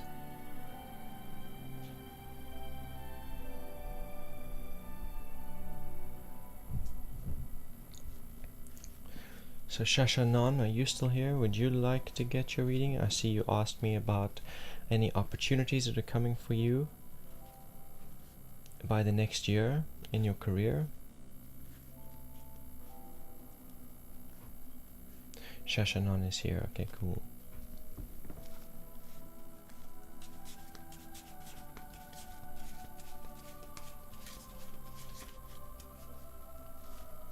So, Shasha, there are opportunities for you. There are a lot of things that you can do. You can adjust your priorities and your essentials, like the things that you buy, the things that you spend money on. You can eliminate things that are not essential. You can adjust your lifestyle to be more economical. That way you will be able to save money. You can also look at what you have, what value you have to give, what experiences you have. You can provide that value. So, is there a problem that you can solve? Because if you have a solution to a problem, you can put a price on that solution and you can sell it in your spare time, on your weekends and days off. That can be a little side hustle or a business idea. That'll bring in extra income. If you have any creative talents, you can start sharing them with people. You can start sharing it on the internet. Music, singing, art, dance. And that will take a while to produce any kind of financial returns, but it will provide value to you in the long term. And then more than that, you can right now, while you're still working for this company, you can start applying for other jobs and scheduling interviews. There are many ways, there are many solutions, many ways to move forward and make changes.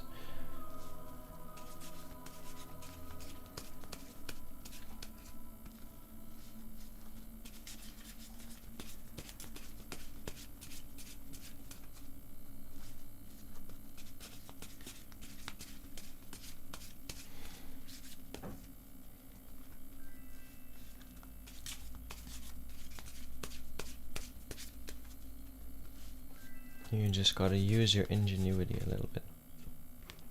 So Fireball Bonnie, the queue is open until I reach 2 hours, so you're welcome to jump in for a reading. Anyone who joins before the 2 hour mark gets a reading before I close. So yeah. Queue is not very big today.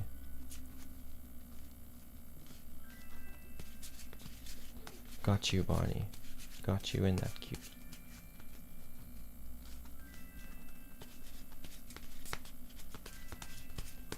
Okay, connecting to Shashanan.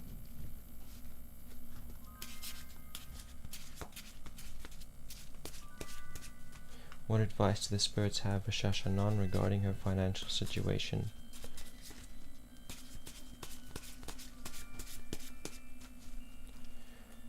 Promises were not fulfilled to you. That's normal. When you work for a company, everything that they say is a lie. You just gotta know that.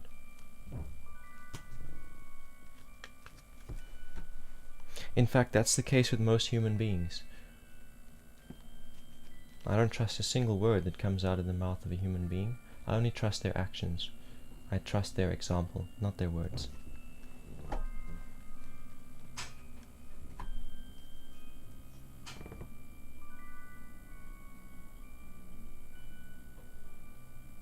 Nine of Wands is your first card, Shasha.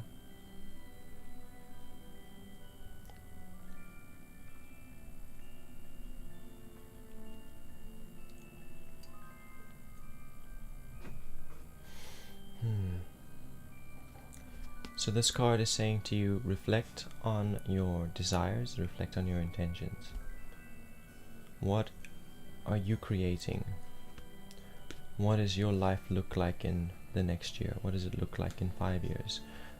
What kind of lifestyle do you want to be living? What's the dream? And then reflect on your intentions going into this company. What were your intentions behind that? Were your intentions to get closer to your dream? Were your intentions to be spiteful to the other company that you worked for before? What were your intentions? And what is your dream?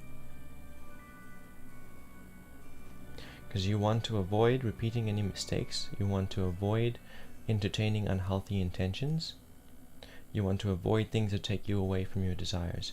You also want to see things that you did well, things that have worked for you, that have brought you closer to your desires, that were healthy, strong intentions, true intentions, so that you can reuse those intentions, so that you can reuse those methods.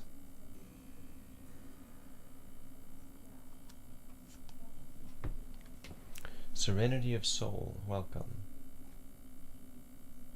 So I've got you, but serenity of soul, you are the last request that I'll be taking for today.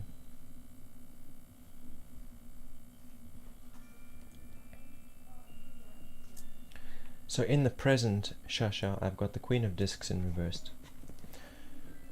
This card says to me that you have security. In this job there is security. You do have enough to keep a roof over your head. You do have enough to make sure you've got clothes on your back. You do have enough to make sure you've got food on your table. Yes, you're going to have to let go of certain luxuries that you've had before, but you do have security, and this card wants to say to you, do not allow greed to sabotage that security.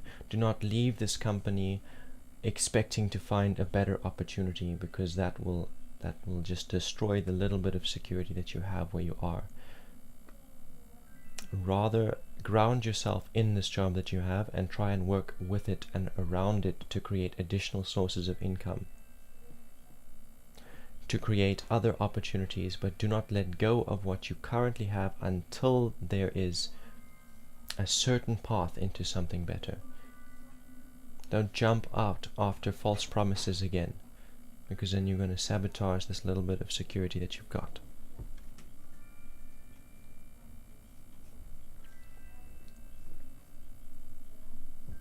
Ten of Swords is your future card.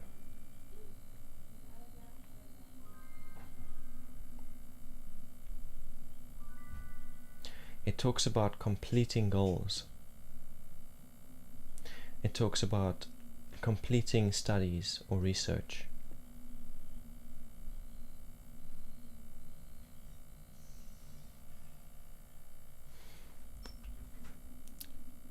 That is what is up on the horizon for you. Certain intellectual goals completing, becoming complete. Certain educational goals becoming complete. There might be, like, you probably want a certain kind of job, a certain position with a certain level of income, and there are certain topics you need to research or learn or get courses on. And you've been doing that research. That's going to be coming to a close soon. So this card is saying to you, focus on that for now. Focus on those goals. Adapt to this company that you're working for. Adapt to make ends meet. Even if you can't save any money for now, just make sure that ends are being met. And focus on meeting these goals. Once they are complete, because they will be completed soon, then you can start branching out into other opportunities, finding ways to make side incomes, etc. But until then, just focus on the goals that you have had and complete them.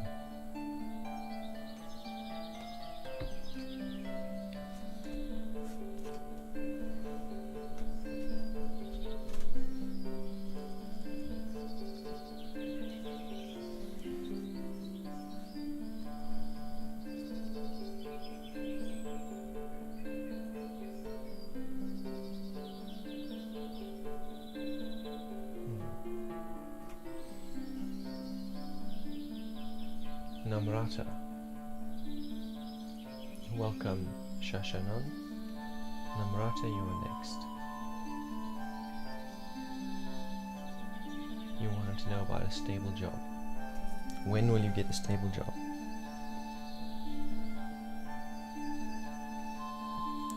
Barbie Hunchi, welcome. Huncho. I'm okay. I'm doing good, thank you. The queue is closed, unfortunately. I close the queue after 2 hours, and then I catch up with the readings that are in the queue. Welcome back, Kitsune. Hellos. Hope you're doing well. And same to you, Barbie Hancho. Hope that you are doing well. Thank you for joining the stream.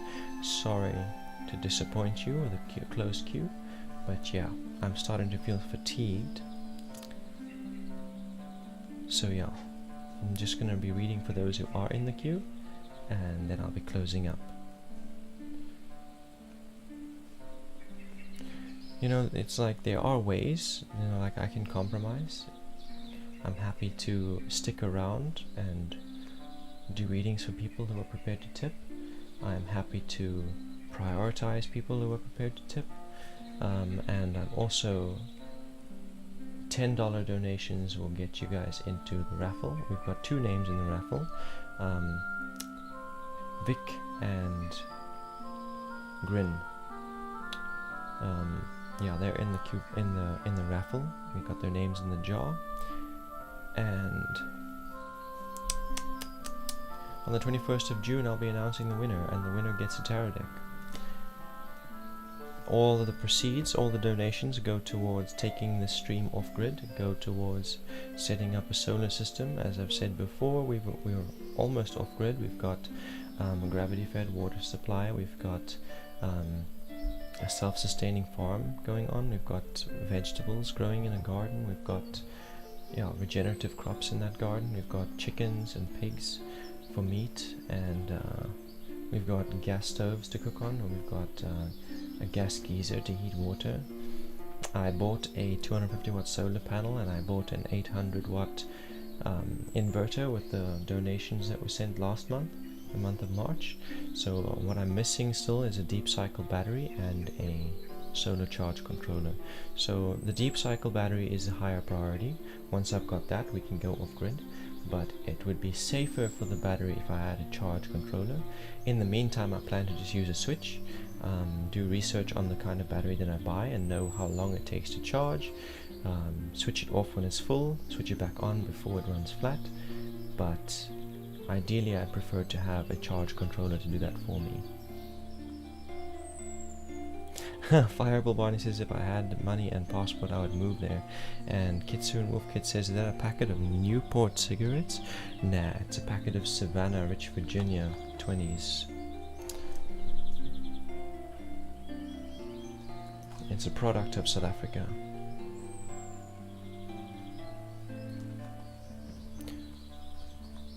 It's almost empty. So it kind of looks to me like Namrata has left, because Namrata is not responding. So moving on.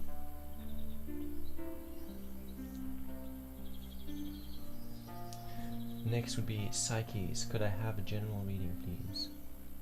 Yeah, I only seen these Savannah cigarettes show up in the last 2 years. Yeah, and I haven't exactly been outside of South Africa in the last 2 years, so I wouldn't know if they're available anywhere else. But I've never left this continent. I've never left Africa. I've traveled in neighboring countries, but I've never left the continent.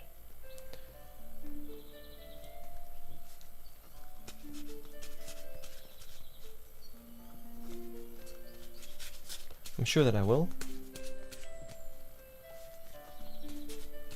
Definitely will. But I definitely feel very much at home and safe in Africa.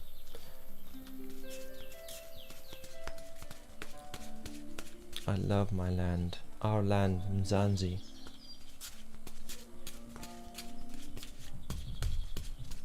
I love the third world atmosphere. I love to see soldiers walking around, military police with AK-47s. I love it. I love to see whole military escorts taking the president here and there, helicopters. I love to see them shoot a car out of the road if it doesn't move. I love all that shit. I love the corruption at the borders, that you can bribe people into doing anything that you want. I love it. Very much at home in Africa, in martial law.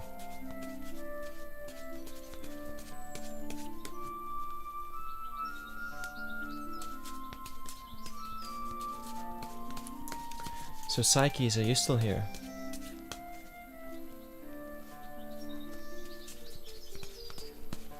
I love the fact that you can just go anywhere and build yourself a shack and live there. Amazing, Psyches is still here. General reading for Psyches. Cool.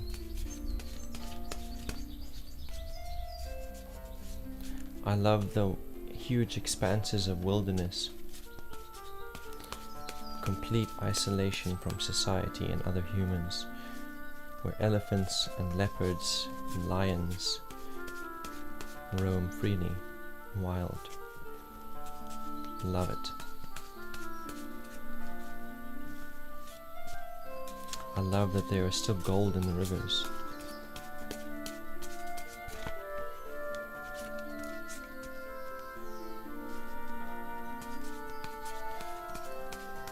Namrata, you're back. Where have you been all this time? So I'm reading for Psyches now, but I will read for you afterwards. Welcome, Miss Cutie Rose. Unfortunately, my queue is closed, but please don't hesitate to hit that follow button anyway, so that you can get a notice when I'm alive again. That's not how it was meant to come out, but no coincidences. Okay, connecting to Psyches.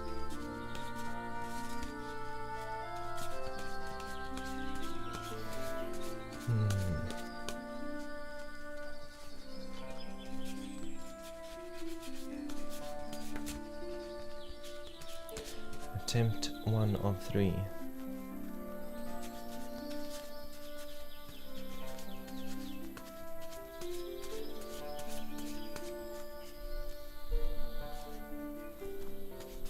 Attempt 2 of 3.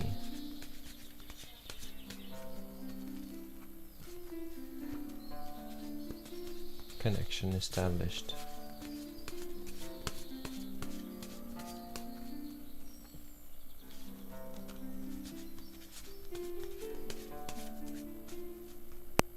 What advice do the spirits have for Psyches? General guidance.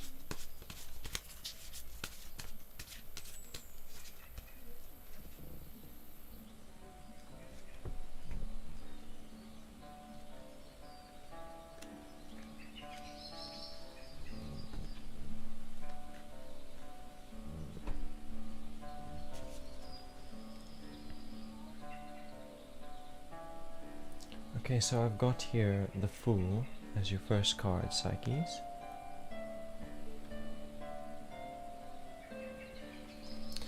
So it talks about the beginning of a new journey. It's something you embarked on recently. A new karmic cycle. You decided you didn't want to be repeating old patterns anymore. That was patterns regarding work, was patterns regarding relationship. There were aspects of those cycles that you realized were self-perpetuating, that you were taking certain actions, reacting to certain emotions that caused the same cycle to repeat. And you decided enough is enough, you need to learn, you need to grow, you need to start a new journey, start a new cycle, and make some changes, start being creative, start being transformative, start trusting your intuition. And this new journey came with anxiety and fear, this new period. But you looked forward and you jumped anyway. You stepped out regardless of that anxiety. And there is much abundance, there is much growth in front of you because of that. Intellectual abundance. So you're going to go in spirals. And each spiral is going to be transformation within a various aspect of your life. So it's going to be emotional transformation, emotional evolution. It's going to be intellectual evolution. It's going to be creative evolution. And spiritual evolution. There are 4 rings here around the Fool. 4 spirals. Each one has a different symbol. Like after seeing a caterpillar turning into a butterfly in the first spiral. I'm seeing a dove in the second spiral. I see a crocodile in the third spiral.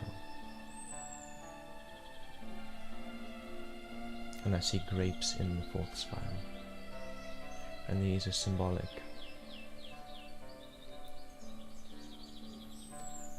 Crocodile, creative. Dove, spiritual. Butterfly, emotional. No, butterfly, intellectual, and grapes, emotional. I'm gonna make new wine.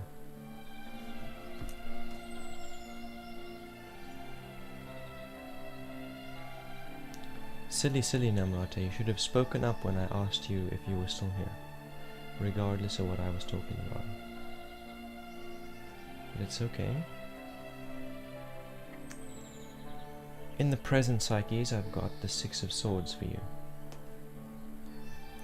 So, the first spiral there is to do with the butterfly, so that's intellectual and mental evolution. That's your first spiral, transformation in your mental realms, in your thought patterns. And the Six of Swords is saying that that's what you're experiencing now in the present. So this, starting this new journey happened already. Starting this transformation cycle has already started for you. It's already begun. And in the present, you're undergoing that intellectual and mental evolution and transformation. And it's happening through connections, through relationship. And I'm not talking about romantic relationship. I'm talking about like study partners. I'm talking about people that you have intellectual conversations with, particularly digitally, video calls, voice calls, text, emails, that kind of thing. And people who you can connect with on an intellectual level, and they have knowledge and worldviews and paradigms that challenge yours and open up new realms of possibility for you, and you have knowledge and experiences and worldviews that they don't have, and so you guys are both at the same time simultaneously evolving one another's intellectual realms, overcoming previous limitations. Through these connections, you are expanding your mind in ways that allow you to avoid repeating past cycles and past patterns. The fact that you are having these relationships, the fact that you are interacting with these people is a change. It's different to how you used to exist and how you used to behave, how you used to communicate. Future intervals, so what's on the horizon? This is some advice on how to complete this evolution. How you will recognize that your mental evolution, your intellectual evolution is complete, and that you will begin the next cycle, the next spiral. The place marker, the placeholder for that will be discipline and structure. So you have goals that you want to accomplish regarding your own life and your own development and your knowledge. You want to research certain topics and learn about certain things. So this card is saying that once you have an established routine that brings you closer, like certain activities and sessions throughout your day that you discipline yourself and dedicate your time and focus to completing, each day, that routine, the things that you do each day will define tomorrow, will define your future.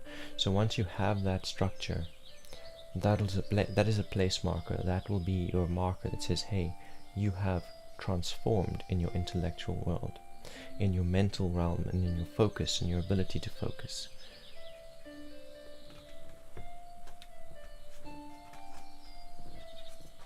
I hope that this reading is what you needed to hear, considering that you asked for a general reading.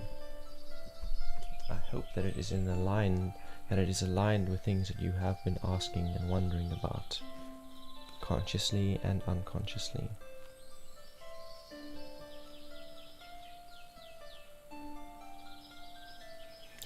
So Namrata, Psyche says that was just what I needed. Thank you so much. Yes, Emu Queen, you did miss your turn. And Namrata also missed her turn.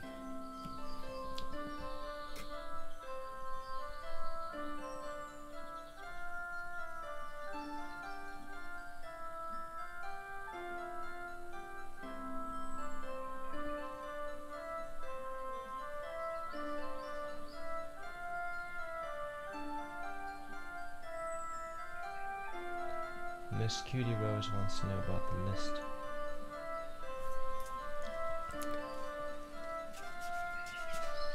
I don't have any bots. I should get some bots. It's kind of difficult when I'm streaming to both YouTube and Twitch at the same time.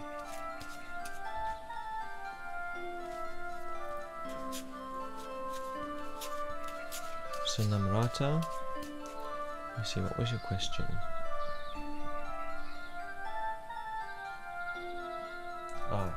Stable job.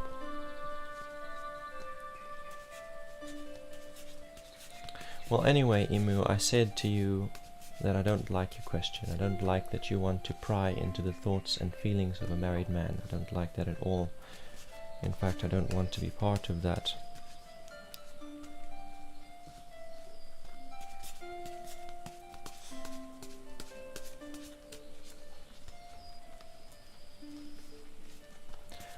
Connecting to Namrata.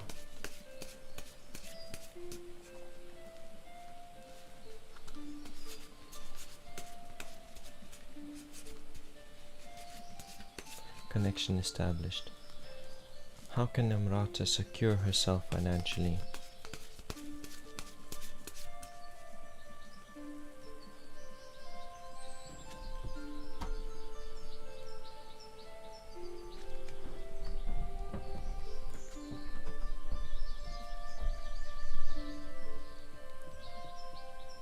Queen of Cups in the position of your past.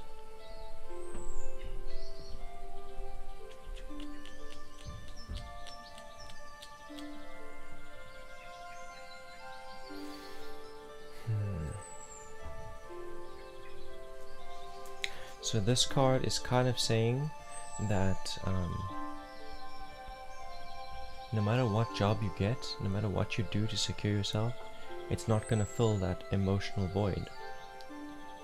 Like you've got anxiety, you've got stress, and you feel like if you had a stable job you wouldn't be stressed or anxious, and that's not the case. That stress and that anxiety is not, it's rooted in something deeper, and it doesn't really matter what kind of job you get. It's not really going to fill that void. It's not going to make you feel any more secure. You will be secure, but you will still not feel it. You will still feel stressed and anxious.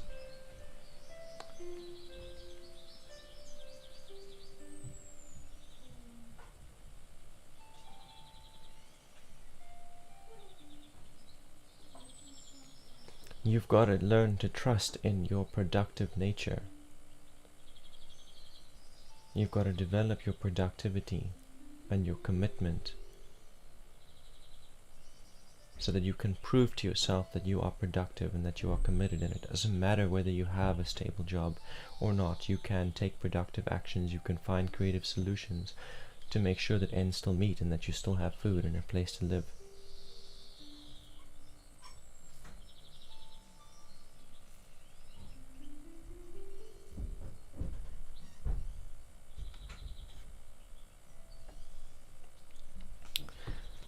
Not depending on external sources to bring you that security or to take away your stresses.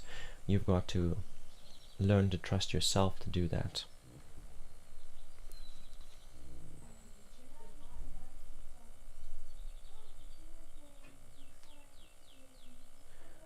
Present interval card is the Ace of Swords.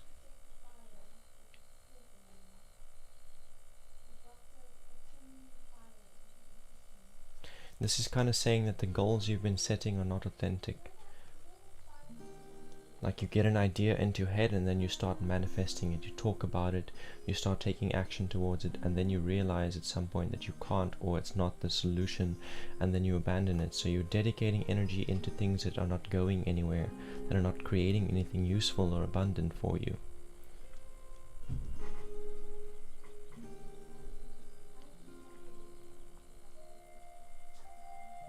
It's also saying that you neglect to be honest about your goal, your mission, your purpose. Like, why are you applying for this job? You omit certain things. You omit certain things that are essential, that you should be talking about.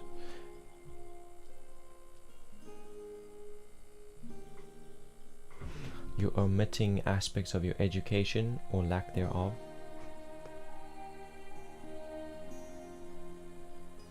So turning this card around and starting to be more inclusive of information, making sure that your reason for applying for a job and making sure that all of your qualifications and educations or lack thereof are all communicated about in your applications, that'll help you make a breakthrough towards getting a stable job.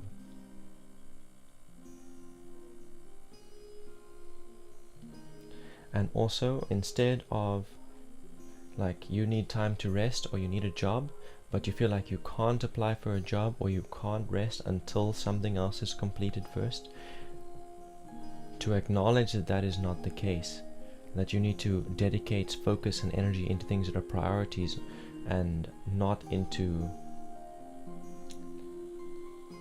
these random ideas that come into your mind. That will also help you move towards productivity. That will also help you move towards security.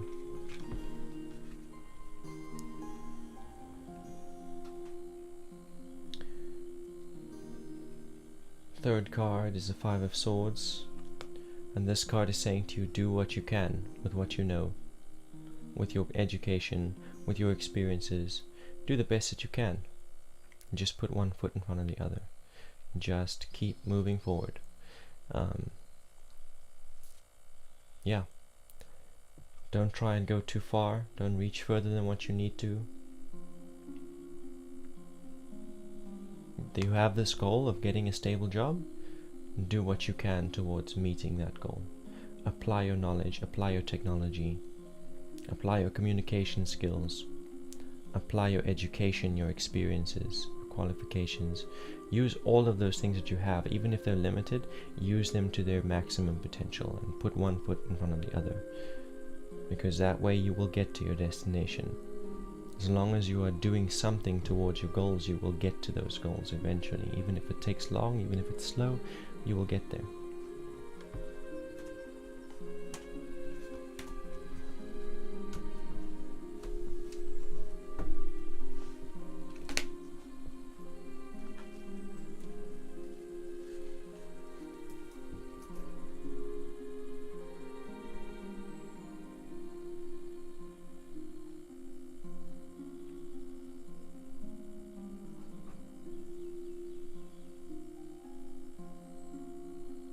Next I got Fireball Barney, and after Fireball Barney I've got Serenity of Soul. And that's the end of my queue.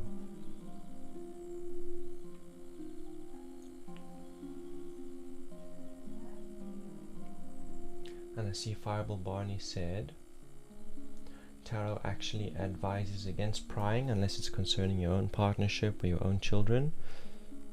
Also, your own friends. If it's a friend of a friend, someone who does not directly affect you, like another person's partner, then it is heavily advised against. But also up to the reader. No, Miss Cutie Rose, I'm sure that I did say that like twice, that my queue is closed, and I'm only reading for those who have joined the queue and not taking new requests. I did say that. I must have missed it. Sorry about that. I did encourage you to hit the follow button so that you know when I'm live again. But yeah, Fireball Barney is up next, followed on by Serenity of Soul, and then I'm done.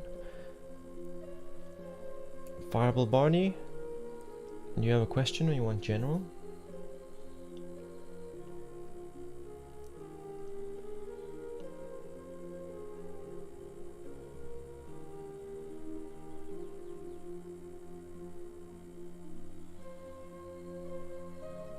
Where have I come from and where am I going to? Fireball Barney, you are like the wind. None can say where you have come from or where it is you are going.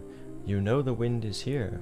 You can feel it on your skin, but you cannot see it, and you do not know where it comes from, and you do not know where it's going to.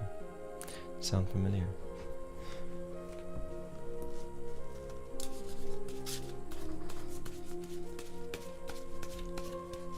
That is how it is for those born of the Spirit.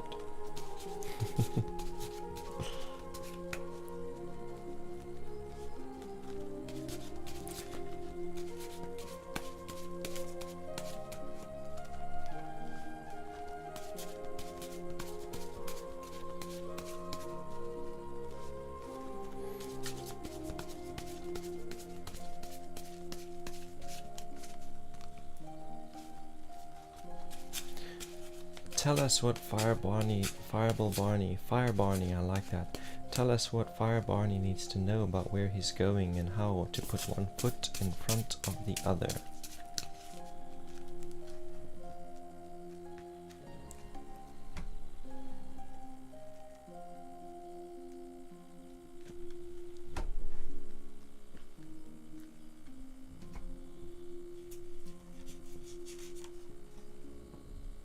Okay, so I've got the Mages as your first card, where you've come from and what's closing.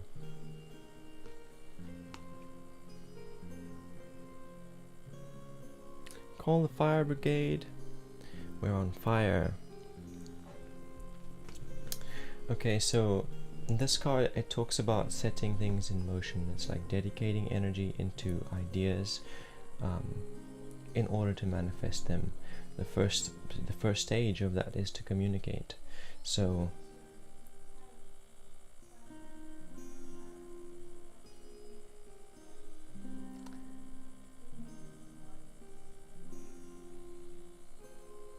excuse me, I heard some things in the background that distracted me and derailed my thought train. Back to where I was. Manifesting things, the first step towards that is to speak about it and communicate it and write things down. Bingo. Okay, so in your heart you have a desire and you identified it and you wrote that down as a prayer.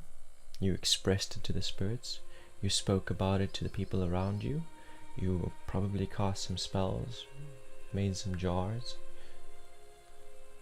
You set it in motion, and that's where you've come from. The things around you, the world you're living in now, it's all a result of those things that you set in motion back then.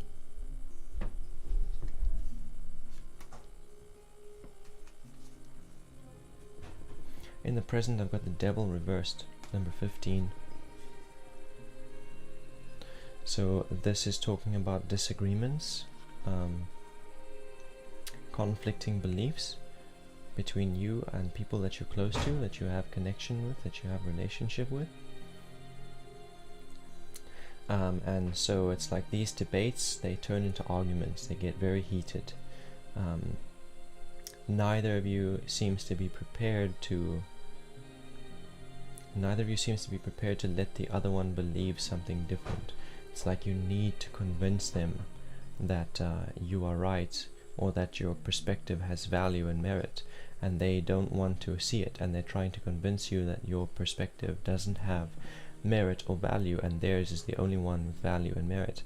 And this is kind of unhealthy,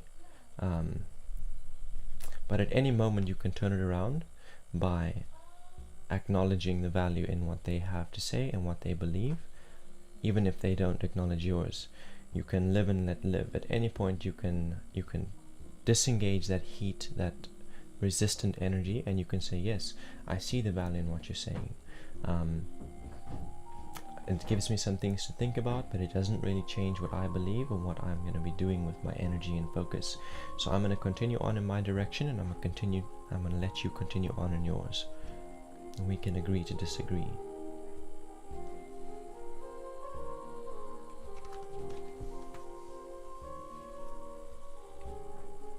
Future interval, Knight of Swords in reverse.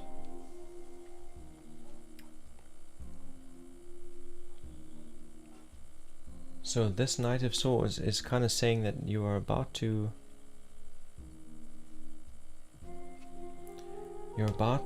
let go of everything that you've believed and be rebirthed into a new paradigm. And this isn't something that you're going to choose consciously, it's something that's going to just happen as a result of experiences. Like what's on the horizon for you, where you're going to, is some big experiences based on things you set in motion in the past, that are going to completely alter and give rebirth to your paradigm and your worldview and your belief system. Sanjita, my queue is closed, I'm afraid.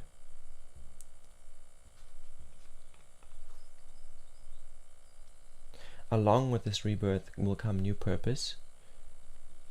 You will choose a new means to accomplish your desire. Like over here, you were setting purpose, you were setting things in motion according to your heart's desire. Once you have these experiences and you go through this rebirth, you're going to be setting new purpose for yourself. The desire is not going to change much. The intentions are not going to change much, but the means through which you accomplish it and how much of yourself you're willing to give towards that is going to change. And what you believe about yourself and the universe around you is also going to be changing. In fact, you won't even be able to recognize yourself as a result of these experiences. Whole new identity.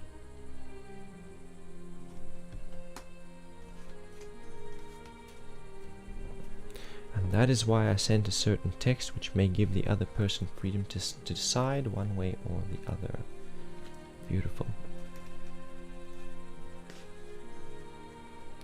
When you go through your rebirth, do not resist. Just immediately start to express that your opinions and your beliefs have changed, your purpose has changed. Fireball Barney has said, have issues with an ex and visit with my children, devil in reverse I think, and have sent text via mediator saying if she can agree to do it slowly with a specific date situation where I can see them independently, then great, otherwise court. Okay. Yeah, that's kind of where I am at as well. So the condition I'm going to put down is that I want my daughter to visit me here every second month for at least 2 weeks. Otherwise, this isn't going to work. Otherwise, I'm going to have to take some other action.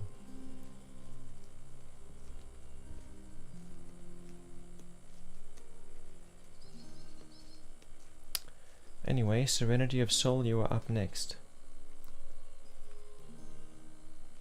Sanjita, I told you already, my queue is closed. Serenity of Soul is up next, and Serenity of Soul is getting the last reading of the day.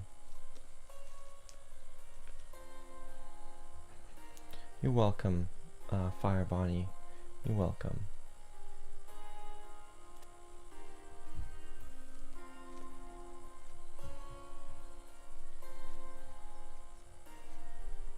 Just waiting for Serenity of Soul. Okay, here you are.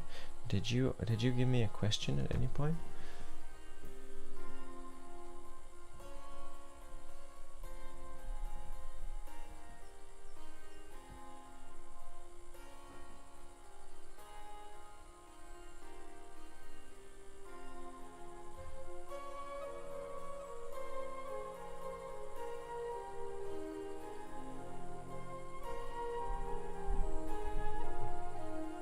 Please, Fireball Barney, please give me a reading.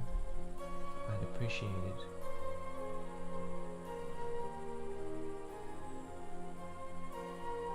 So, Serenity of Soul, at no point do I see a question from you, so please confirm if you would like. Okay, in general, cool, gotcha.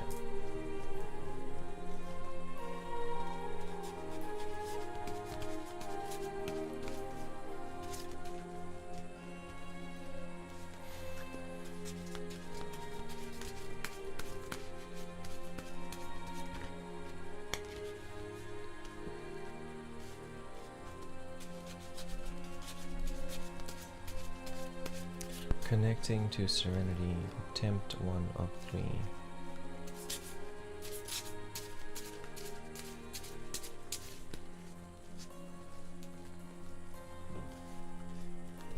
Attempt 2 of 3.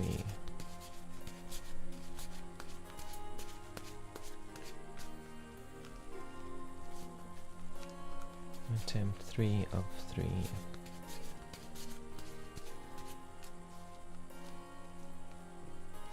Connection established. What general guidance do the spirits have for Serenity?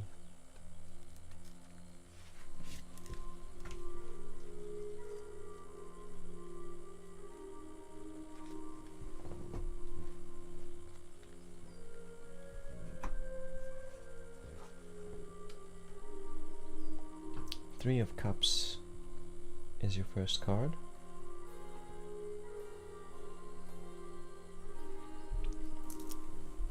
This talks about hopefulness.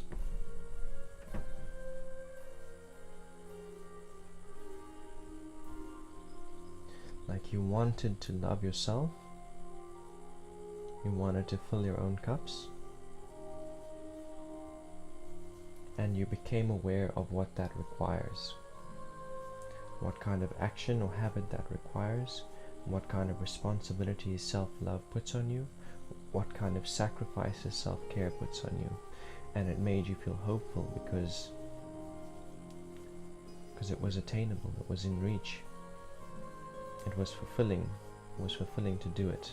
It looked fulfilling, the process of letting go of the things that were not serving you as a form of self-care, setting down boundaries. It looked fulfilling, and the end goal, the outcome, looked like satisfaction and abundance and full cups.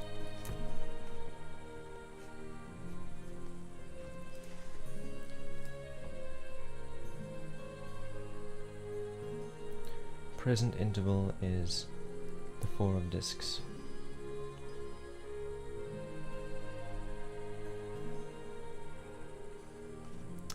This card talks to me about making connections between the flow of energy in your life, physical energy, how much you take in, how much you exert, how much income comes in, how much goes out, and the ways through which it gets to you, the ways through which finances and abundance reach you.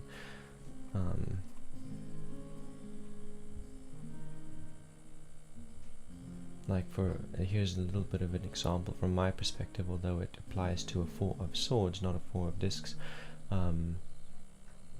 Like making a little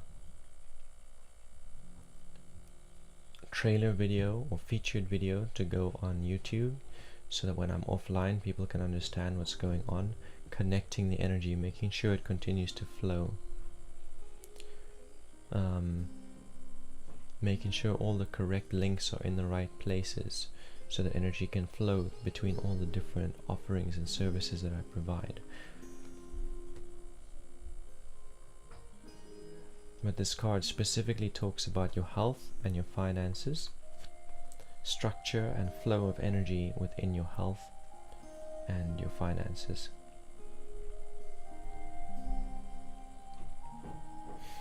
And then it wants to commend you for your commitment. You have committed and you are disciplining yourself within that structure, the structure that you've set up.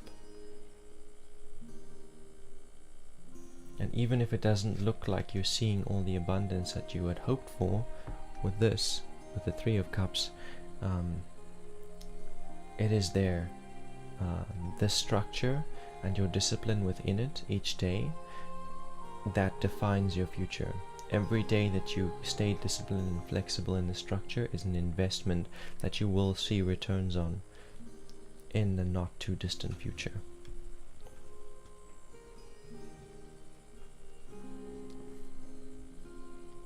Something that's opening up for you is the Lovers, number 6.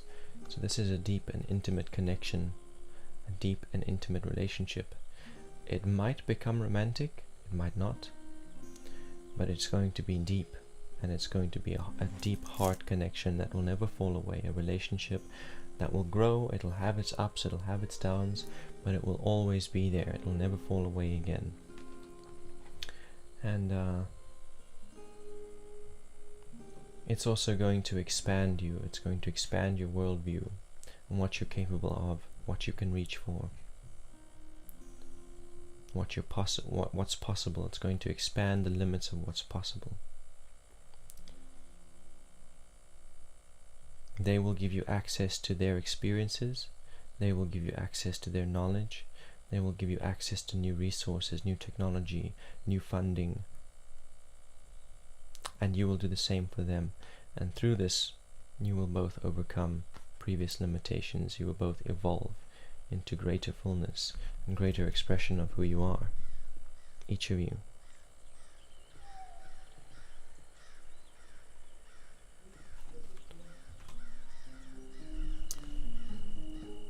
And these cards, now that I see them all together, it is saying to me that the potential for this lover's connection, it comes through the efforts that you've made towards self-care and self-love.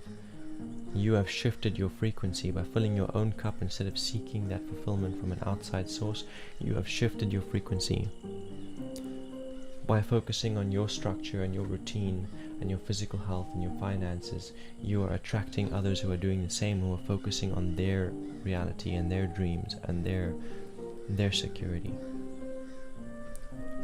It is because of these changes that you've made within and without that you give, that this opportunity for this deep connection becomes a reality, becomes truth for you.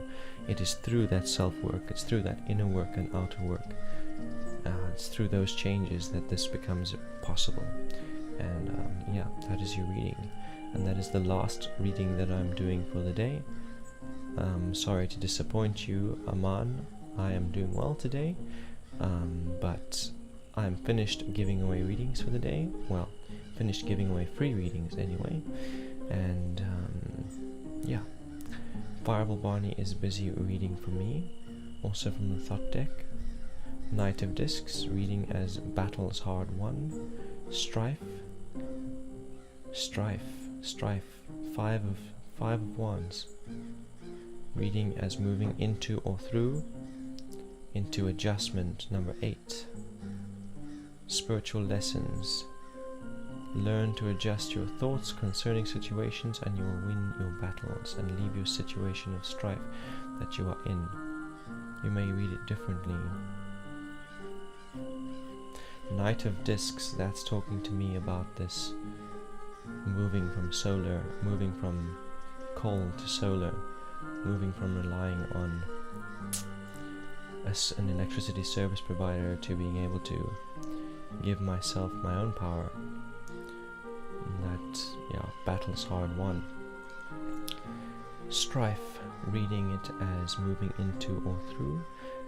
It talks to me about putting one step in front of the other, one foot in front of the other, doing the best that I can with regarding my desires, with the experiences that I have and with the passions, trying to exist within what I'm passionate about and doing the best that I can to move towards that. Into Adjustment, that talks to me about letting go of things that don't serve. That is what's on the horizon for me. Is the card is not reversed, is it? Adjustment. Certain habits and certain practices, certain lifestyle that does not serve this new reality that I'm moving into, where I provide my own power and I live in what I'm passionate about. There are certain aspects of past lifestyle, certain relationship dynamics, and certain habits that are not going to be compatible with this new reality. And so letting go of that and adapting, picking up new habits and new dynamics, and learning new lessons that are compatible with that future.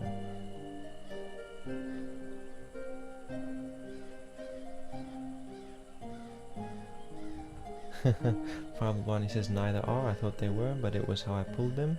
Otherwise the entire deck is reversed. So if all of those cards are reversed, that gives me an interesting spin in it. The Knight of Discs, okay, it tells me that I didn't choose to move to solar. I didn't choose this rebirth. It was an unforeseen event that was sprung on me that I had to find ways to adapt to. The Strife card, if that's reversed, it's saying that I'm reaching too far. I'm trying to accomplish more than what I'm capable of, and that just results in resistances and frustration. I need to take smaller steps, look a little closer to home. And the Adjustment card in reversed, it is, what would that say to me? It would say that I'm attached to certain habits and certain lifestyle, and the only way I'm going to be able to let go of them is if they are taken away from me, if I'm given no choice. If the universe puts me in a situation where I have no choice except to let go of certain habits and adapt new ones. Yeah, none are reversed. You are okay, but only time will tell, I guess.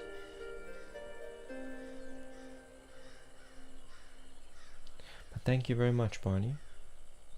Thank you for your interpretation as well.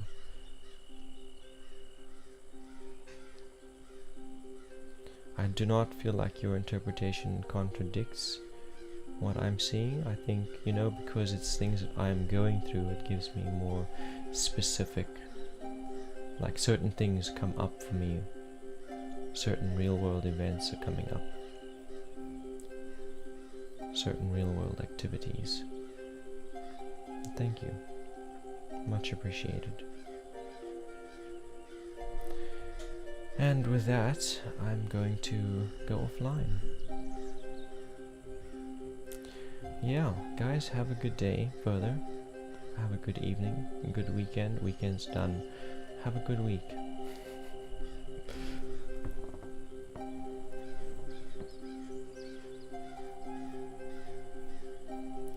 Thank you. I need to trust my own thoughts and feelings.